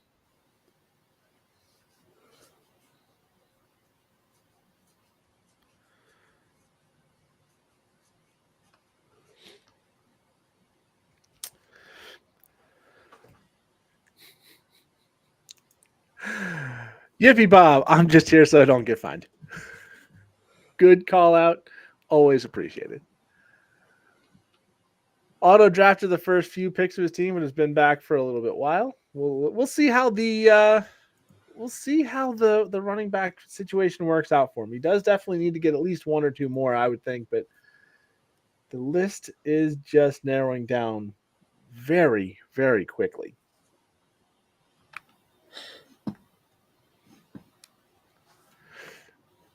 So I'm at Brock Purdy at quarterback, 4 running backs, 5 receivers. So a very balanced team. I do definitely want to get at least 1 more running back, just take a shot on someone who's going to be a backup, someone who might get traded, someone who might just fall into a decent role. Vidal, we'll see if he pans out. I mean, he's got a shot of jumping up that depth chart. Not that, he's a bad player, because he's not. But when you have Gus and J.K. Dobbins in front of you who are injury risk, especially coming off the... Most of these names are the I have no idea who that is territory. Yeah, you're getting to the point where it's rookies, has-beens like Thielen. I mean, they're still relevant, but, Darnell Mooney, we saw him with Chicago. He was decent at times. And coming back to me here, I'm going to take the rookie running back who's got a huge upside if Breece Hall goes down. Let's get Braylon Allen in the fold. Not hoping for Breece to go down necessarily, but I have him nowhere, so it wouldn't be painful to me. But I know if he goes down, that just ruins somebody's season, me taking Allen, because he looks to be the clear backup. And with 3 picks left, 1 quarterback, 5 and 5. I do, like I said, I like to come out of this with a second quarterback just to be a little more secure, but I don't know if that's going to happen. I'm not sure if I like the options I have left on the board. I mean, I would say the best available is Geno Smith. Justin Fields is actually higher on the ADP list, but I would say, I mean, who do you think is going to be the starter there in Pittsburgh, Joel? Do you think it's going to be Justin, or do you think it's going to be Russell Wilson? I just think it's going to be default Russell Wilson. I think they ultimately paid, even though I know they didn't really pay anything for him. So they've got to at least give him a shot, even if it's for the first couple of weeks. So just think that he has more of the upside to start than Justin Fields. But it just has such a potential to be just an amazing, blazing dumpster fire up there like they have never seen in Pittsburgh. Yeah. I think Russell Wilson is clearly the better quarterback. I don't know if he's a better football player, but I think he's clearly the better quarterback. I'm really tempted. Really, really tempted to take a shot on Minshew, even though I don't think it's the right decision. So I'm not going to do that. I'm not going to do it. I'm going to take Geno. I think he's a surefire starter. Hopefully I only have to use him during the bye week. It'll be Purdy the whole way, but I just don't want to be in that position where I'm scrambling off the waivers later. Frankly, there is basically nobody left in this draft I'm really excited to be taking. So most of the guys at the top of the board are tight ends, backup running backs, rookie wide receiver Roman Wilson, and then defenses. It's just, you're to the point of the draft, like Joel said, I have no idea who that is. Or it's guys like Quentin Johnson who You know, you're not Who did excited Quentin about Diggs? Bryce Young. You're not excited about Sam Darnold. So you would hold your nose desperately, I think, to take Carr. I mean, Daniel Jones, you would have to be really desperate. My God, just after I think you would take Minshew over Daniel Jones. I Excuse me. I was considering taking I was considering taking Gardner Minshew over Geno Smith. I just think it's not as secure of a pick. I am only looking for a backup. If Purdy gets hurt, I'm probably in some deep trouble either way. Uh, Zach's feeling he was hoping for at least one mid-round running back, but none that he liked fell enough to him. Other than that, I feel pretty confident that my wide receiver room can keep me in competition for a chance at keeping the title. We'll see. I do like his receiver core, but if he has an injury at that running back position, it could get real rough real fast. Charbonnet, Miller, Irving, they're going to typically need an injury in front of them to be viable, but if it does pan out, one of those guys could end up saving his season.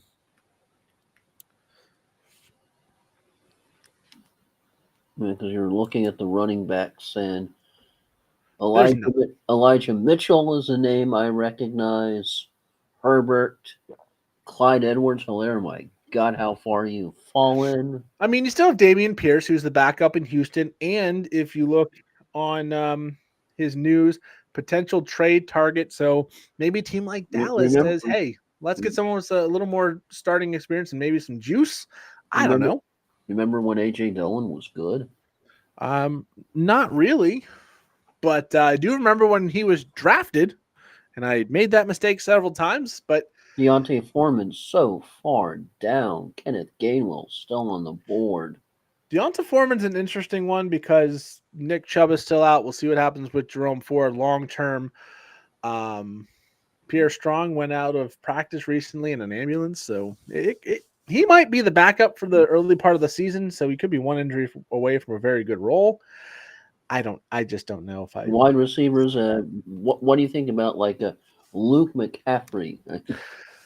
As of right now, he's a very interesting name because they just traded away Johan Dotson. That means it's going to be Terry McLaurin as option number one. And McCaffrey might slide in that wide receiver 2 role. And if Jaden Daniels is as good as he was in college, he had a very good production profile last year at LSU. If he's what he was in college, Luke McCaffrey has a chance to step up. While we're on that topic, Ben Sinnott, who just went, or Ben Sinnott, I think is how it's actually pronounced, who just went, also has that potential to have a lot of upside now that Dotson is out of there. Who's going to be the number 2 option? I don't hate the McCaffrey thought. Luke McCaffrey, I mean, if he falls all the way back to me at my next pick, he would definitely be on the short list of things I'm considering. We do have a round and a half, so I don't necessarily think that's going to happen. He's not projected to get anywhere near that cutoff line, but we're also in a late draft and some weird things are happening. People are going to go defense a little early. There goes Cade Otton off the board. You know, you're going to see some interesting picks the last 2 or 3 rounds, so some weird things can definitely happen. There's a couple guys out there that might be worth taking a flyer on, but all in all, this is the point of the draft where you're hoping to just take a chance on somebody who has at least some shot and some path to success. Not necessarily going to be someone you're ever going to be able to play week in, week out, but someone that you can at least comfortably say if you need them, they have an opportunity. Yeah, I know. I forget I was listening to one of the radio shows on satellite radio, and the host was talking about the fact that you have to be patient when you're at this point in the draft because that it's not really, you don't have a lot of statistical probability that these picks are all of a sudden going to net you some of them. Hold on, that means I'm up. Yep, Joel on the clock is Roman Wilson and Rashad Bateman. Again, you're looking at guys who have a clear path. Bateman means Zay Flowers and Mark Andrews being there, but Bateman was a first-round drafted wide receiver. He always seems to get hyped in the preseason. Whether he pans out or not, I don't know. Roman Wilson, if Ayuk doesn't go there, he could become the number 2 wide receiver on a possibly fairly decent offense if Russell started the passing game would be better than if it's with Justin Fields. But if Roman Wilson is the number 2, he's got at least a potential of having some upside. 3 straight rookies for lights out in Polk, Franklin, and Roman Wilson. I don't hate it. Take your upside shots when you can. Only those 4 running backs, so that would be a concern I have for lights out's team specifically. But with 7 wide receivers, 3 elite, and then 4 that, you might have the number 1 in Buffalo, you might have the number 1 in New England, you might have the number 1 in, technically you might have the number 1 on all 4 of those late guys, but probably the number 2s in Denver and Pittsburgh. Tyler Boyd over to the Tennessee Titans. Luke McCaffrey, as we just mentioned, I didn't think he was getting back to me, but he is off the board well before my opportunity to take him. No, but what I was talking about before was my time to pick, to see if I can get it out before it's my time to pick again. And it's just, the host was talking about just being patient, because these picks aren't going to pan out much for you unless you have something absolutely wild and crazy happen, which usually is not the norm. So you have to wait literally until the much, much later weeks because of injuries or just things happening if they just tend to not have their normal effectiveness. And then that's when these picks will start to pan out and bear you some fantasy fruit. But, just right off the bat, if you're going to plug some of these folks in week 1 or week 2, do not expect the return on the investment that you're given. If you're expecting round 1, 2, and 3, and 4 results from somebody who's 14, 15, and 16, you're just not going to get it. Yeah. 9 teams still pending on a defense. Everybody has a quarterback. Just out of interest, there are 1, 2, 3, 4, 5 teams that currently have not drafted a tight end. Again, not mandatory in this league, but still 5 teams haven't done it. Myself, Lights Out, Clarky, R. Christie, and Trailer, who is on the clock now, all are the ones that do not have a tight end. And there's bound to be some tight ends going here in the end, because there's just too many guys that have at least some kind of value in the the 13th round at least. So 2 rounds from the finish. We are just under an hour and a half right now. I think when we're done with the actual draft, we'll quickly go over our teams, pick a team out of here that we like that is not our team, and maybe pick that as like, who do we think, if it's not Joel and myself, who do we think has the best chance of taking this down based on draft day rosters, and we'll wrap this one up. So 2 rounds left. Joel, start thinking about your team that you want to make your prediction might be the team that's third behind the 2 of us, of course, but the best team that's not on this podcast right now, at least. 4 quarterbacks for Wonder Jump: Mahomes, Tua, Darnold, and Carr. Just for interest's sake, quarterbacks remaining: Justin Fields, not necessarily a starter. McCarthy, who is out. Drake May, not necessarily a starter. Russell Wilson, not necessarily a starter. Fields or Wilson will start. Daniel Jones, Gardner Minshew, backup. I think Brissett's probably still out there, and he could be the starter in New England. But you see what I'm saying about, if you don't get a backup quarterback, you can find yourself in a bad situation should something happen to your starter. A little bit of insurance goes a long way in a league like this. 1, 2, 3, 4, 5, 6, 7, 8, 9, 10 of the 16 teams have taken a backup. So that means there's 6 teams, and there's 1, 2, 3, 4 potential starters out there on waivers. So if we have the chaos that happened last season, maybe you get lucky, but hopefully we get a little more quarterback health this year. I would not feel super comfortable riding with just Deshaun Watson, who's missed practice this week with general arm soreness after having an arm injury all of last year. That I think is probably the most risky solo quarterback player right now. I don't think too many people are clamoring after Easton Stick after that performance last year. No, he's not super great. So I don't mind Richardson. I don't mind Daniels as a shot. Burrow, Cousins, Hurts. Those are the other ones riding solo at quarterback. Watson, if he's healthy, he's going to be okay at worst. And maybe returns to form. You got to remember, before everything that happened at the end of this time in Houston, he was an elite top end quarterback in the NFL. Could he get back to that? We'll see. It sure hasn't looked that way yet in Cleveland. He's now going into the third year in Cleveland after everything happened with the massage problems and the contract dispute in Houston and the trade and all of that fun stuff. And then the super contract that everybody in the league hated. So lights out, 2 picks to go, and goes with the Saints defenses. We're going to start seeing defenses come off the board for those teams that haven't gotten one yet. Definitely going to be something I'm looking at. My next pick, I'm not super worried about it though. Russell Wilson off the board to shore up Jaden Daniels. Don't hate that. Justin Fields off the board to do Burrow. So we're down to 4 teams riding with just a single quarterback. And that Wilson and Fields off 2 in the 3 picks, 2 picks apart, is kind of crazy because we just don't know who the starter is.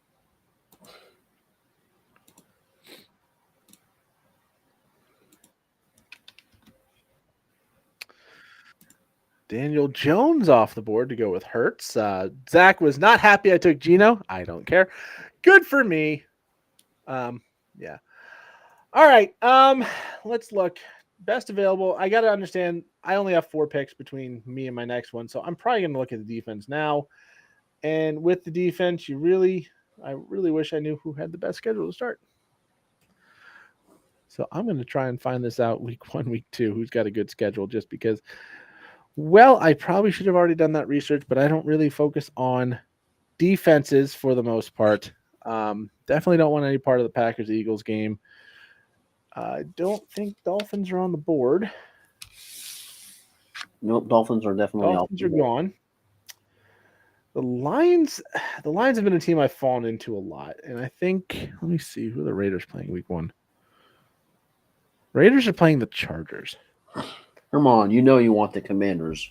I definitely do not want the. Well, they're playing the Bucs week 1. It could be a worse matchup. Lions playing the Rams, not necessarily something I'm super happy about. Seahawks, Broncos. I think the Broncos would be better than we think. I actually heard somebody say that they were taking Washington and Survivor for week 1.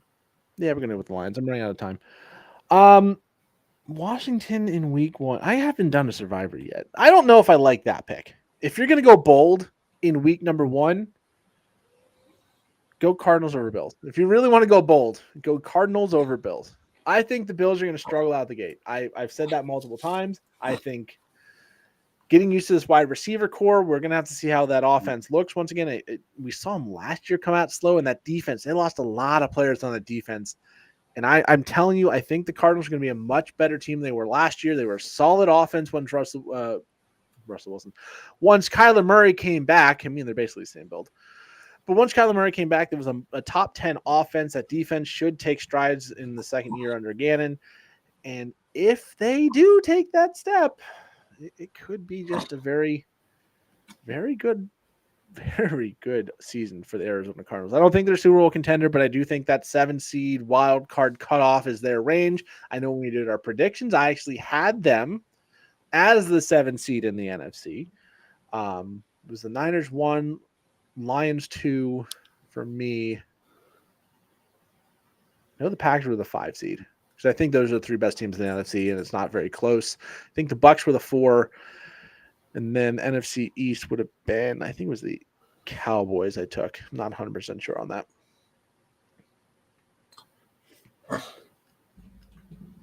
We haven't done our Super Bowl picks yet, Joel. I don't know if you want to do that now or if you want to give that a little bit more thought.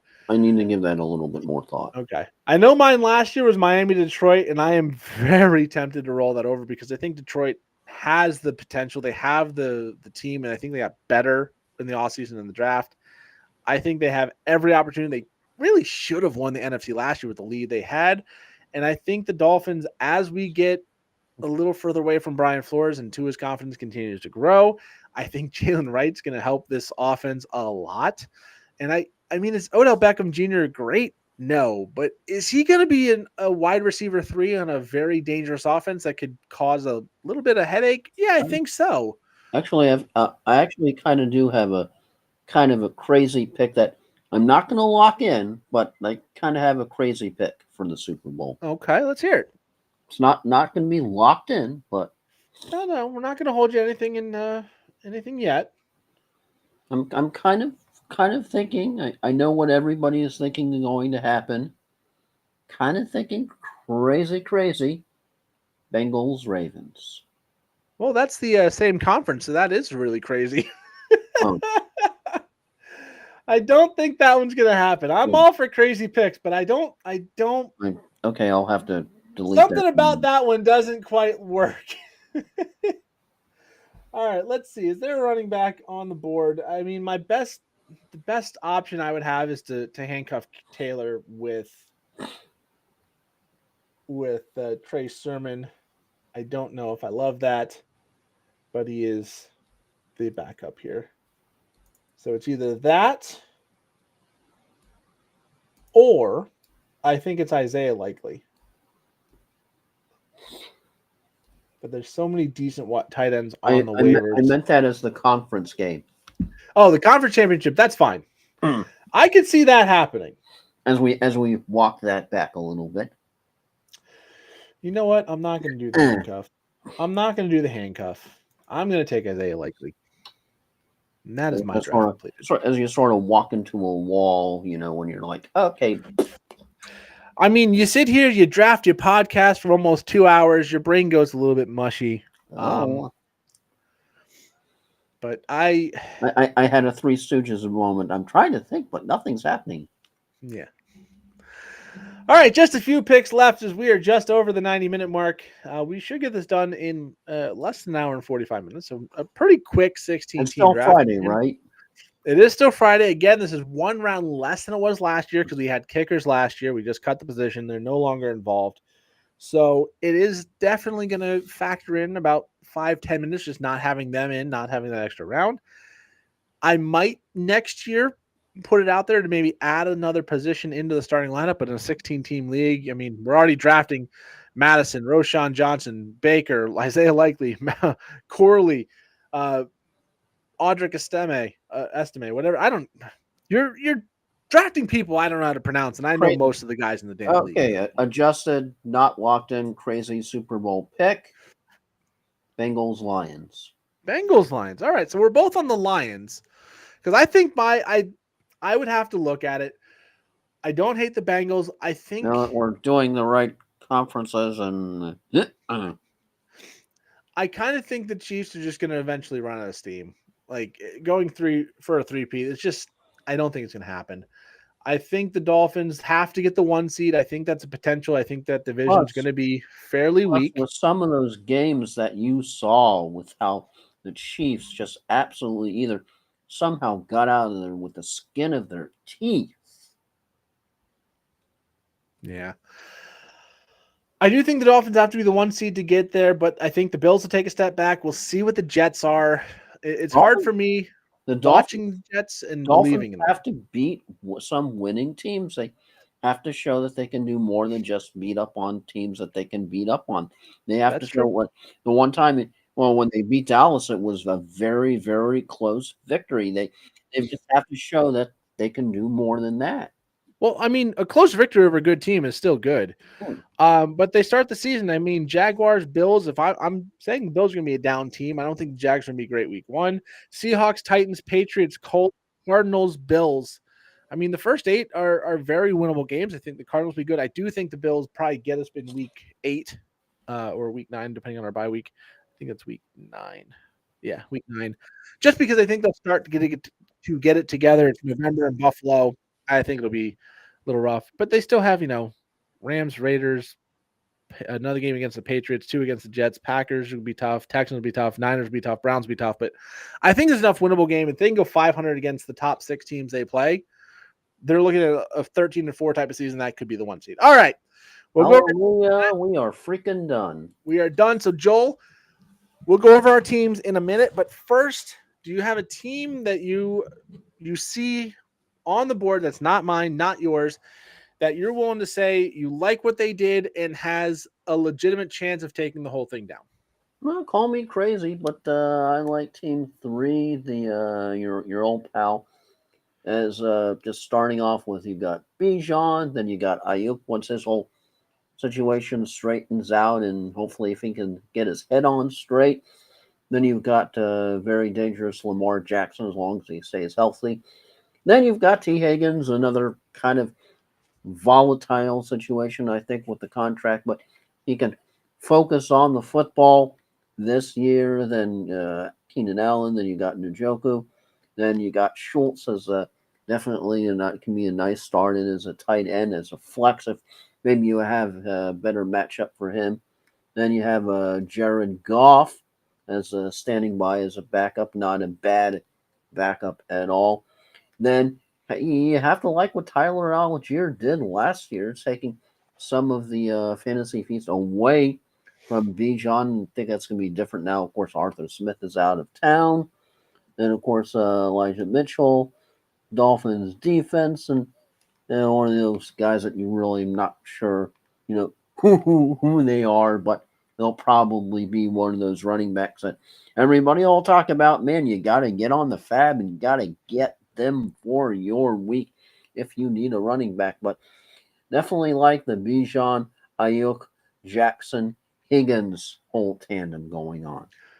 Yeah, it's a good, solid core. I'm kind of torn between two. And I'm torn between Trailer 33rd at the top and Clarky at number 6. Now, I don't like saying nice things about what Clarky drafts, but I think in this one, you have Brees, who's a Jet, but he's also the best running back outside of Christian McCaffrey, arguably in the league. Deebo Samuel, if he stays healthy, he's been a top 10 wide receiver time and time again. James Cook could come out and be a just absolute revelation, especially if he gets more involved in the passing game. George Pickens should be the number one for Pittsburgh in an offense that should still be better than last year. The issue I have with this team is just once you get past those four, Stevenson's on a bad offense. If he can exceed through what that offense should be doing, he's going to be an absolute steal in the 5th round. Whether or not the Patriots can do that, I'm not sure. Ladd McConkey and Adonai Mitchell, both as rookies. One of those guys pops off. He's got a very good, solid core right there. Only team in the league that did not take a second quarterback is Clarky. Anthony Richardson, that I think is a very, very high upside, high risk play. Left last season with a shoulder injury, did not return. Did go in and out of the lineup a couple of times. So he's got to stay healthy, but a lot of opportunity in the back end. If Dowdle can play well, Herbert, Bateman, Burton, or Mike Williams, any of those pop off, it's going to be a solid lineup. And then Trailer, I think that's the team. If I'm going to pick one of those two that I think can really make a run, I think it's going to be Trailer. Just because McCaffrey, Mixon, I think Brian Robinson's the starter, so I think he's got 3 starting running backs that are very solid. DJ Moore, as much as I'm not interested in the Bears, if there's a receiver I'm going to bet on, it's going to be DJ Moore, Chris Godwin, and then just taking buckshot at young upside wide receivers, Coleman, Leggett, Dotson. I don't know if he's going to pan out, and then Gabe Davis, who can just be a boom bust guy. Jordan Love, we remember the wheel of Gabe last year. Yeah. I don't know if Jordan, I've heard, a couple people, I think Colin Cowherd said Jordan Love would be the MVP in one of his bold predictions. I know Clarky's already sent highlights. Oh, he's going to be the MVP. It's like, nah, pump the brakes. It's preseason. But there's a lot of hype around Jordan Love. If he pans out, that'd be great. And then when you're telling somebody to sort of pump the brakes there. Yeah. If Dameon Pierce gets traded, or he's got the handcuff with Joe Mixon, if he doesn't. So, that's not bad. And I do think Dobbins has the potential of going crazy. So, I think those are 2 good offense or 2 good teams. Joel, let's talk about yours. If you want to highlight your draft, your thinking, how you feel about your team. Starting off, of course, you've got to take Jamar Chase when that's one of the first couple of picks.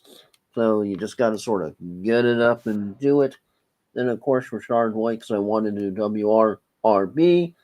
Then I didn't want to quite go for one of the top tier quarterbacks yet, and I know how important it is to get the RB secured earlier because the deeper you go, the thinner it is. So White, bang, ended up taking Alvin Kamara. Then we need to get a quarterback early, so that's when I pulled the trigger for Kyler Murray. Then, of course, I know we did the whole Jacksonville tandem that I didn't exactly plan to do with picking Christian Kirk, and then Evan Ingram that I know my 12th week is going to be a bipocalypse already. So we'll just suck it up. That's probably going to be a big L watch. I'll be like on a uh, three 3 game losing streak, and then I'll win in week 12. So it's fantasy football. Who the hell knows? But then we've got Jordan Addison, just because I was like, have to take somebody who to back up all of my week 12 uh, by problem there. So we needed somebody in there. Then we got the defense just because people weren't doing crazy. So I had to do a what the. Then just because of all of the injuries last year, I know you have a lot of belief and hoping that everything is okay as far as Kyler Murray and the Cardinals go, but got to have a little Bo Nix insurance in there. And of course, Dingus here forgot that he was on auto, but hey, not a bad pick. We'll take him. He was very, very good last year. Had his weeks that he disappeared, but also had his weeks that he was good. And I know he definitely uh, amazed some people, and we'll see if he can just be able to get even better now. You have Caleb Williams with all the hype there, and hopefully get some of the time with DJ Moore there now. Of course, Adam Thielen, he was good first half last year, second half, yeah, not so much, but maybe he can sort of help me through that first half, and then we'll just sort of absorb it. The second half, Tyler Boyd, he had to pick somebody. Ditto with Mims and ditto with Clyde Edwards-Helaire, because that's just the point that you got to pick somebody. So maybe with the names that you know. Badly gonna need some running back depth. Looking at your lineup with White, Kamara, and Clyde as your three, and then yeah, it's gonna be an interesting season for you from there. I do like your wide receiver course. Already had a free agent move as Jacoby Brissett picked up and dropped Rashad Bateman to Clarkey, who now realizes he's the only one that drafted one single quarterback. So Rashad Bateman back to the waivers. If anybody is interested, he is now available. Before we get to my team, week 1 highest projection goes to, and not that this really means anything, projections aren't important. That's going to be Team Bumblenuts. We did talk about the start of that lineup. I do like that team, but again, very thin at running back. Jacobs, Tajay Spears, and Blake Corum. One starter, one part-timer, and one backup. That could be very, very risky. But Amon-Ra St. Brown, Cooper Kupp, Rashee Rice, Trey McBride, Jaden Daniels going to have to do a lot of work on that team. But just calling it out as the highest scoring projection in week number 1. And I guess while we're looking, lowest is actually Team Miller Zinghead, which is my opponent week number 1, which is Barkley, Stroud, Evans. I don't hate that team. It's just one of those where it's a lot of rookies, and rookies project fairly lowly. All right. Last thing we're going to do before we quick maybe final thought now at the door. Looking at my team, Jonathan Taylor, Isaiah Pacheco, Kenneth Walker. I did not want to be in that position where, like I said with Joel, you're going to need to find depth. We're Bumblenuts. You're going to need to find a running back. Zach, even at Kunju's, really digging the bottom of the barrel later. So I don't have to worry about the running backs early. Tank Dell, Calvin Ridley, and then rookie Brian Thomas. I'm really liking that wide receiver core, knowing that I waited on it. Obviously, I'm not going to have that top end potential of Marvin Harrison or an AJ Brown or Justin Jefferson or even a Puka Nacua that would have been available to me in the first round. But I think Tank Dell's got a lot of upside. Calvin Ridley, we'll see. If that Titans offense takes a step in the right direction, he's going to have to be a part of it. And then Brian Thomas has been getting a lot of hype, a lot of buzz. Calvin Ridley did leave town. So it's possible he'll be good. Brock Purdy, quarterback, I think he's just very solid. Was the quarterback 6 last year. I think I got him at like quarterback 15. So a good value on that one. Wicks and Jameson Williams, both NFC North, kind of dart throws at wide receiver. Not someone I'm going to necessarily be depending on, but if either one of them pops, it's great. McLaughlin out of Denver, if something does happen and he kind of takes over that starting role, yeah, solid improvement in the preseason. He is right now slated as the backup on the depth chart. If something happens to Javonte Williams, that's a home run. And then Braylon Allen, again, this is just saying if Breece Hall goes down, I just got a possible league winner. Geno Smith is a backup, Lions defense, Isaiah Likely, just kind of rounding out the draft. I'm okay with Likely after week 1 being a drop candidate if I need somebody. But all right, with that said, that is a 16-team draft in the books as Joel has disappeared on me again. So we'll bring this back full screen.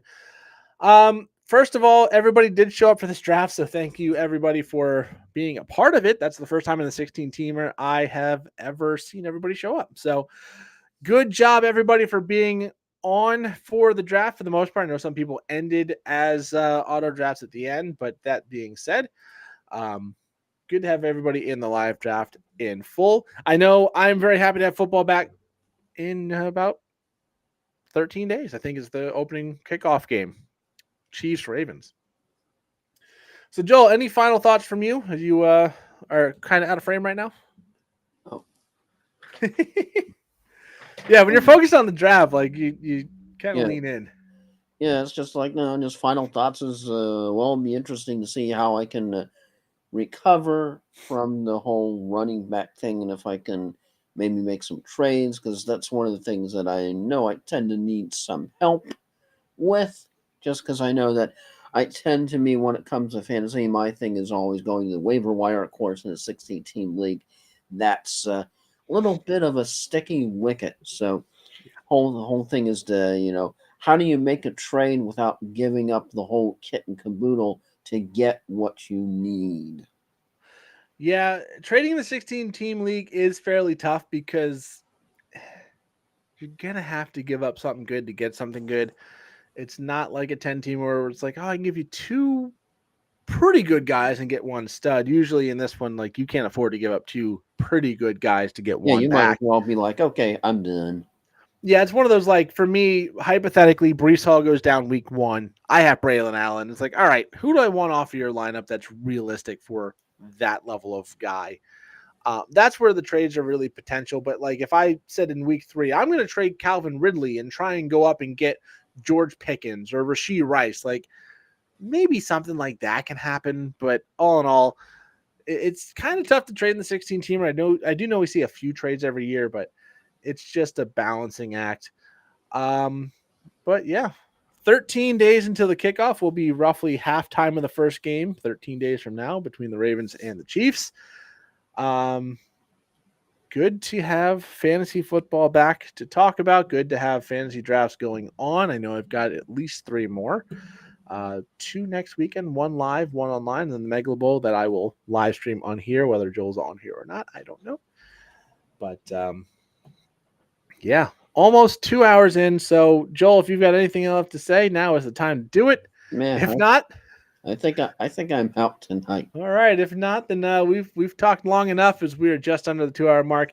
And of course, I am flying Ryan Go Chris along with Tampa Motormouth, Joel Verlin. And maybe a show next week. I know I'm out of town for the back end of the week, so it's going to be kind of tough if we don't get it like Monday or Tuesday, but we'll see. If not, Megala Bowl live draft will be on September 3rd around 8-ish p.m.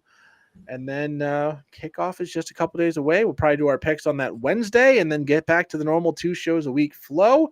The board behind me will be cleaned up. It'll be updated. We'll have the new standings updated because Joel destroyed me in picks once again. I think he's 3-1 in the seasons. So he's doing pretty good. Last year was a nightmare for me. And then did better picks than I did in fantasy. Yeah, I did have 1 title and it was a league. It doesn't look like it's going to renew. Well, you beat them every year and they kind of give up. Oh, well. With that said, best of luck to everybody who drafted with us tonight. Best of luck to anybody who's going to be playing fantasy football this year. And it's an exciting time of the year. I do have one thought that because I saw this then with having just gone through a 16-team draft, I actually saw 32-man team league. Slow draft. That needs to be a slow draft. I'm going, how the hell? What time? Because I'm seeing how long this one. That's like got to be a 4 or 5 hour draft. Or it needs to be a slow draft where it's just like it's going to take a month. but it's going to be you pick at your leisure. And then nobody. I mean, nobody's going to be available. No, it's You're gonna be like, is Taysom Hill still available? no, he's going to be gone like the 5th round. Yeah, anybody you can name is going to be gone by like the end of round 5. But Is Isaiah Likely still available? probably around 8, 9. But anyways, again, thank you for joining. Thank you for drafting. Thank you for paying attention.